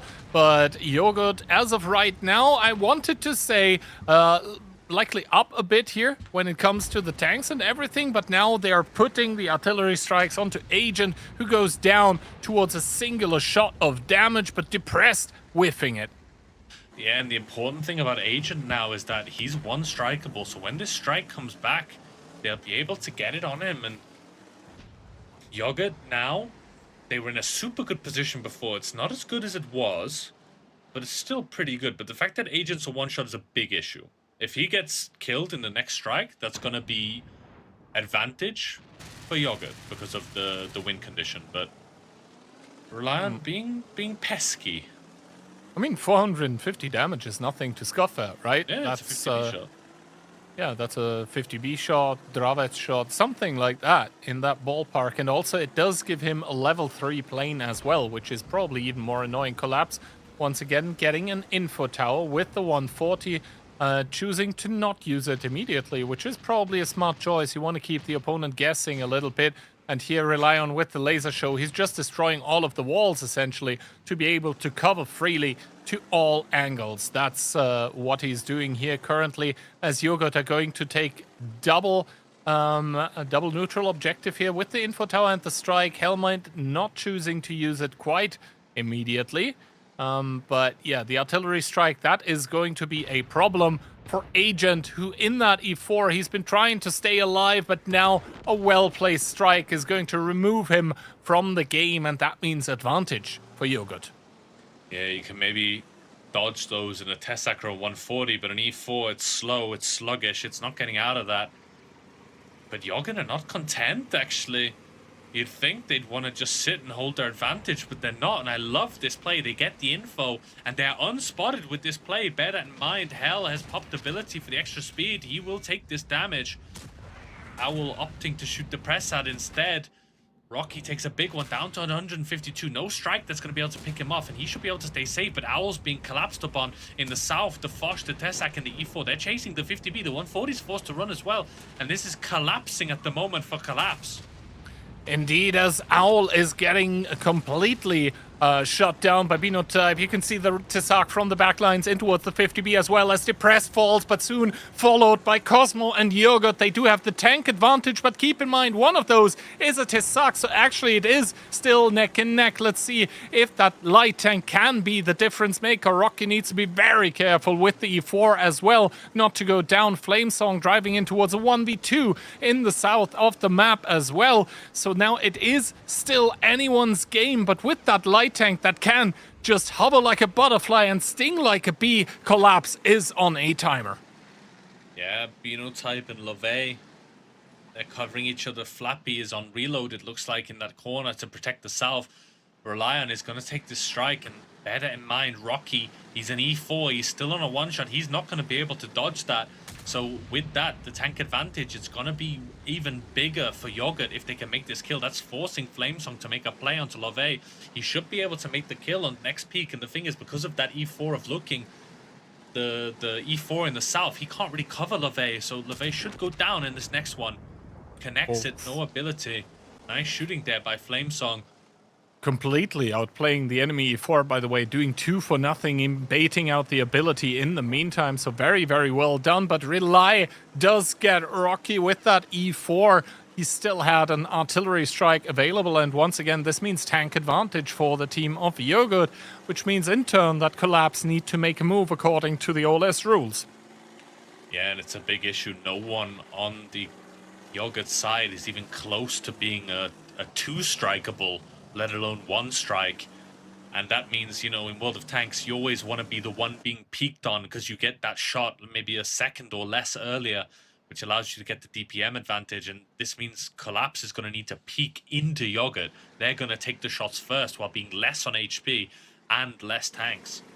And the Tessak, it's not. I played a lot of Tessak and Onslaught. That thing is nothing to be sniffed at when you get behind the tank. That can be like 1,000 damage clip if you get right behind an E4. Bino with a swing and a miss on towards looking, but now I think Collapse realized that they need to do something with 1 minute and 45 seconds on the clock. Tron and Rely, they do exchange shots, but Hell has something to say about it as well, as Tron goes down to less than 1,000, and we all know that Tessak is capable of now obliterating the 140 as Flappy and Flamesong kind of awkwardly finding each other. Rely, he does see the 140, he starts clipping out, but I don't think it's going to be quite enough, but he has a backup Blisker Witzer, and that is more than was needed against the 140, and all of a sudden it is 4 versus 2 in the tank department, and in the score department it is going to be 4 versus 4 between Collapse and Yogurt. Indeed, what we had in the qualification tournament for the OCS number 2 is going to be the same thing here as well. We are headed towards a tiebreaker, and it's the first one of the day. Yeah. The aims today have all been very quick, but you like to give me the long ones because you know about my stamina. But yeah, I'm never that saying that ever again. So wrong. I'm never saying that ever again. Anyways, moving on swiftly. This was the first game I think I've seen. Stop laughing. Be professional, Kian. This was the first game I think I've seen where Yogurt looked dominant for the entire game. You know, normally in a lot of the games we've watched, Collapse was they took more map control. They posture. You know, in World of Tanks competitive, a lot of it can be about posturing. It's about the positions you take and about how dominant you can look on the map if you can take certain positions because it allows for extra crossfire. But this was the first round I've seen in this series where from start to finish, it really did look like Yogurt's game. And Rely actually getting a ton of damage done here in this game. He was playing very greedily on the field. Like, for example, it felt like the shots onto the 50B that was crossing, it kind of gave his position away and stuff like this. So he actually was playing for damage, but at the end of the day, it kind of worked out. 4K plus in that pesky little light. Yeah, damage is damage. I mean, that light, it can be brutal. It really can. I've played a lot of it in Onslaught randoms. It's very fun It's especially if you fight like RHMs and things, you know, you can do like a 1500 clip. The rest of the damage is pretty nothing spectacular. I mean, we saw one of the E4s on Collapse's side get eliminated very quick. That's a mistake by him, but yeah, solid by Yogurt. This was probably their best round, I think. I know it came down to being close, but I do think this was their most dominant round. And Yogurt get the side pick here on Ruinberg for having the fastest victory so far in the 8 games that have been played. And it was the first Ensk that had actually been the fastest round. And they choose South on Ruinberg. Yeah, South. I don't think there's massive advantages and disadvantages based on the side. I think South has like slightly better city positions and North has slightly better field positions. But I don't think it's a decisive difference. I'm not sure how this is going to go. It's either going to be very fast or very, very slow. I think considering it's Ruinberg, the chances of a slow game are like, let's say, between 60 and 70%, something like that. I think it also depends on the tank bans. I think before those are done, either team actually cannot be sure what they are going to play. So... yeah, we'll need to see if Type or T57 or E4 gets banned. It's quite interesting. People always ban the E4 and the Type, but T57 always gets a little bit overlooked, which I think can be a bit dangerous. It's such a strong tank for these maps where it's a lot about, you know, peeking from corners and you have a lot of cover, you know, you're not in the open, but lineups are going to be super telling. There's really... I couldn't predict this, to be honest. I'd edge it for Collapse because I think they've played better in the match overall. But Yogurt have done a really good job coming back, and that mental positivity coming in after a comeback is really valuable. Well, first of all, both teams banning the E4 makes it kind of easy because they are not going to have to adapt on the fly. Both teams are going to be able to play whatever they wanted to. And in Collapse's case, that means the Dravets, the triple type, the 140, the 430U, and the Foshby. Yeah, it's a bold one. We saw earlier today Lotus doing that field aggression against Cashback. Wonder if Yogurt can do something similar, but as I said, Collapse is going for the 10 minutes. Yogurt is going for the 2 minutes with this tactic. We'll need to see. It's meat versus burst. Types versus 50B. It's not an easy one. Yogurt need a lot of skill and a whole lot of luck to pull this one off. Well, let's see how it's going to go. First spots being exchanged. Of course, the Type 5, a very tall tank as well, so he's able to get some information about the middle of the map. The 50Bs, together with the 430U in support, are actually going to be driving towards the middle of the map, but immediately transitioning out of it as well. They're really looking for the jump on someone here. Are they going to get it is the question, because they are on a timer as well. As soon as those Type 5 heavy tanks actually close the distance with them, they will have a real big problem. And this is now Yogurt trying to make the big comeback here. They find looking once again, time and time again. He gets found by those autoloaders from Yogurt, and he's going to get blasted back to the garage immediately. If they find some more damage on towards him, currently it doesn't really seem to be the case. The autoloaders all out of steam, but looking still alive, and the Kickin probably loading a HG right now. Rachmedik, the first one to go and fall here towards the guns of Collapse. Agent also still alive, but he finally does get picked up, but Yogurt once again, the focus fire on the push is just not on point. Yeah, I thought looking would be deleted. I thought Agent would evaporate, but this just didn't happen in this one. And that's actually allowed Collapse to come back into this game. But bear in mind, these autoloaders, they now do have decent crossfire positions. Those types are driving in the open. They're trying to collapse on, rely on Depressad. Depressad doesn't connect on Cosmo, which is really important, leaving him not on a one-shot. Tron will pick up Bino type here, and that should be the end of Yogurt here. They're fully surrounded. Depressad and rely on just cowering behind these buildings with Hell and Flappy in the crossfire positions, but solid by Collapse. I mean, but I still feel looking and Agent, they needed to die much quicker than this.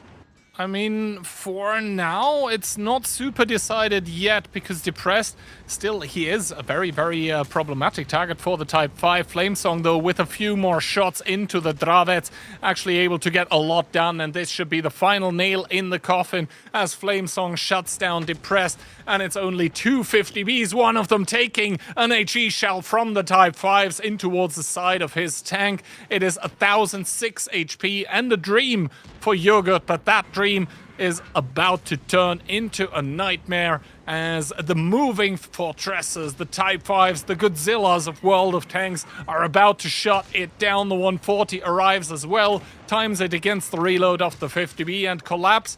They make it very, very hard for themselves. They go to 4-1, then 4-4, but finally they are going to shut it down here and they are going to take it in tiebreaker. Congratulations to them for winning OCS Rising #1. Yeah, anything for the content, making it 5-4. Looking, finally learned how to angle his tank and survived the onslaught of 350Bs and a Dravik. I'm amazed he survived that. I'm very curious about those 50B pen rates because I don't think they're going to be as high as they needed to be in that one. There was great potential in this game for Yogurt. It was always going to be difficult because even if they kill those two and then go kill the Foch, they're still kind of blocked in because the Types and the 140, they'll take the map control. But I really want to hear what the pen rates of these 50Bs were because I feel you can see the accuracy only 80%. And bear in mind, they were shooting on close range. I mean, I can actually tell you for Rely, it was 888. For Flappy, it was 16-16-14. For Benotype, it was 876. And for Hellmind, it was 1164. Yeah, I'm not sure. I think it was only 350Bs. Was it all four that pushed over? I'm not sure. I mean, Owl has... No, not Owl, sorry. Who was the type that got pushed on Looking, right? Looking. Yeah, 2,560. Like, that's too much blocked for his position. Yeah. I assume he took some bounces later on after the Bs had clipped, maybe by the Dravik and so on and so forth, but they definitely should have pulled that one off. But yeah, congratulations to Collapse. It was a nervy one, though. This was a bold by Yogurt. I like these bold strategies that are high risk, but also high progressive. So I'll give my respect to Yogurt in this one. But yeah, congratulations to Collapse. Congratulations to Collapse for also taking down 500 euros, which was the reward for this little show match. That also concludes today's stream, which incidentally also concludes the first week of the AMD OLS Season 6. We are not going to go far, though, because we are going to be returning on Tuesday. Of course, you can see the calendar in front of you right now. Weekdays, it's 6 p.m. CEST. Weekends, as today, it's 4 p.m., so 2 hours earlier. And yeah, I mean, a day of great matches, but I think especially memorable for me is that Hit and Run versus Mafia, where Hit absolutely exploded out of a corner. I don't think anyone really saw a 3-0 in this kind of fashion coming, and Hit reward themselves with a top spot on the leaderboard, the only unbeaten team when it comes to matches. Yeah, it's interesting when you look at our predictions. You know, we have our predictions, then we have the predictions for the CCs, right? If you look, it's just a sea of red on that the Hit and Run Mafia game where Hit and Run just, I don't know, sprang to life. God knows what they put in their breakfast, but have it every day. But yeah, some solid games today. They all went pretty quickly. A lot of 3-0s and very quick games, but this last one definitely went the full mile, and I think it was worth it. We saw some fantastic games between Collapse and Yogurt, so well played to them, and yeah, take it away. Yeah, thank you as well from me to you guys for watching. Obviously, if you haven't been able to finish claiming your drops, as always, we are going to be raiding Daki. You can maybe inquire with him a little bit about his failed predictions today, or not. Who am I to tell you what to do? But yeah, anyway, have a great day there. Spread the love. See you on Tuesday. Bye-bye.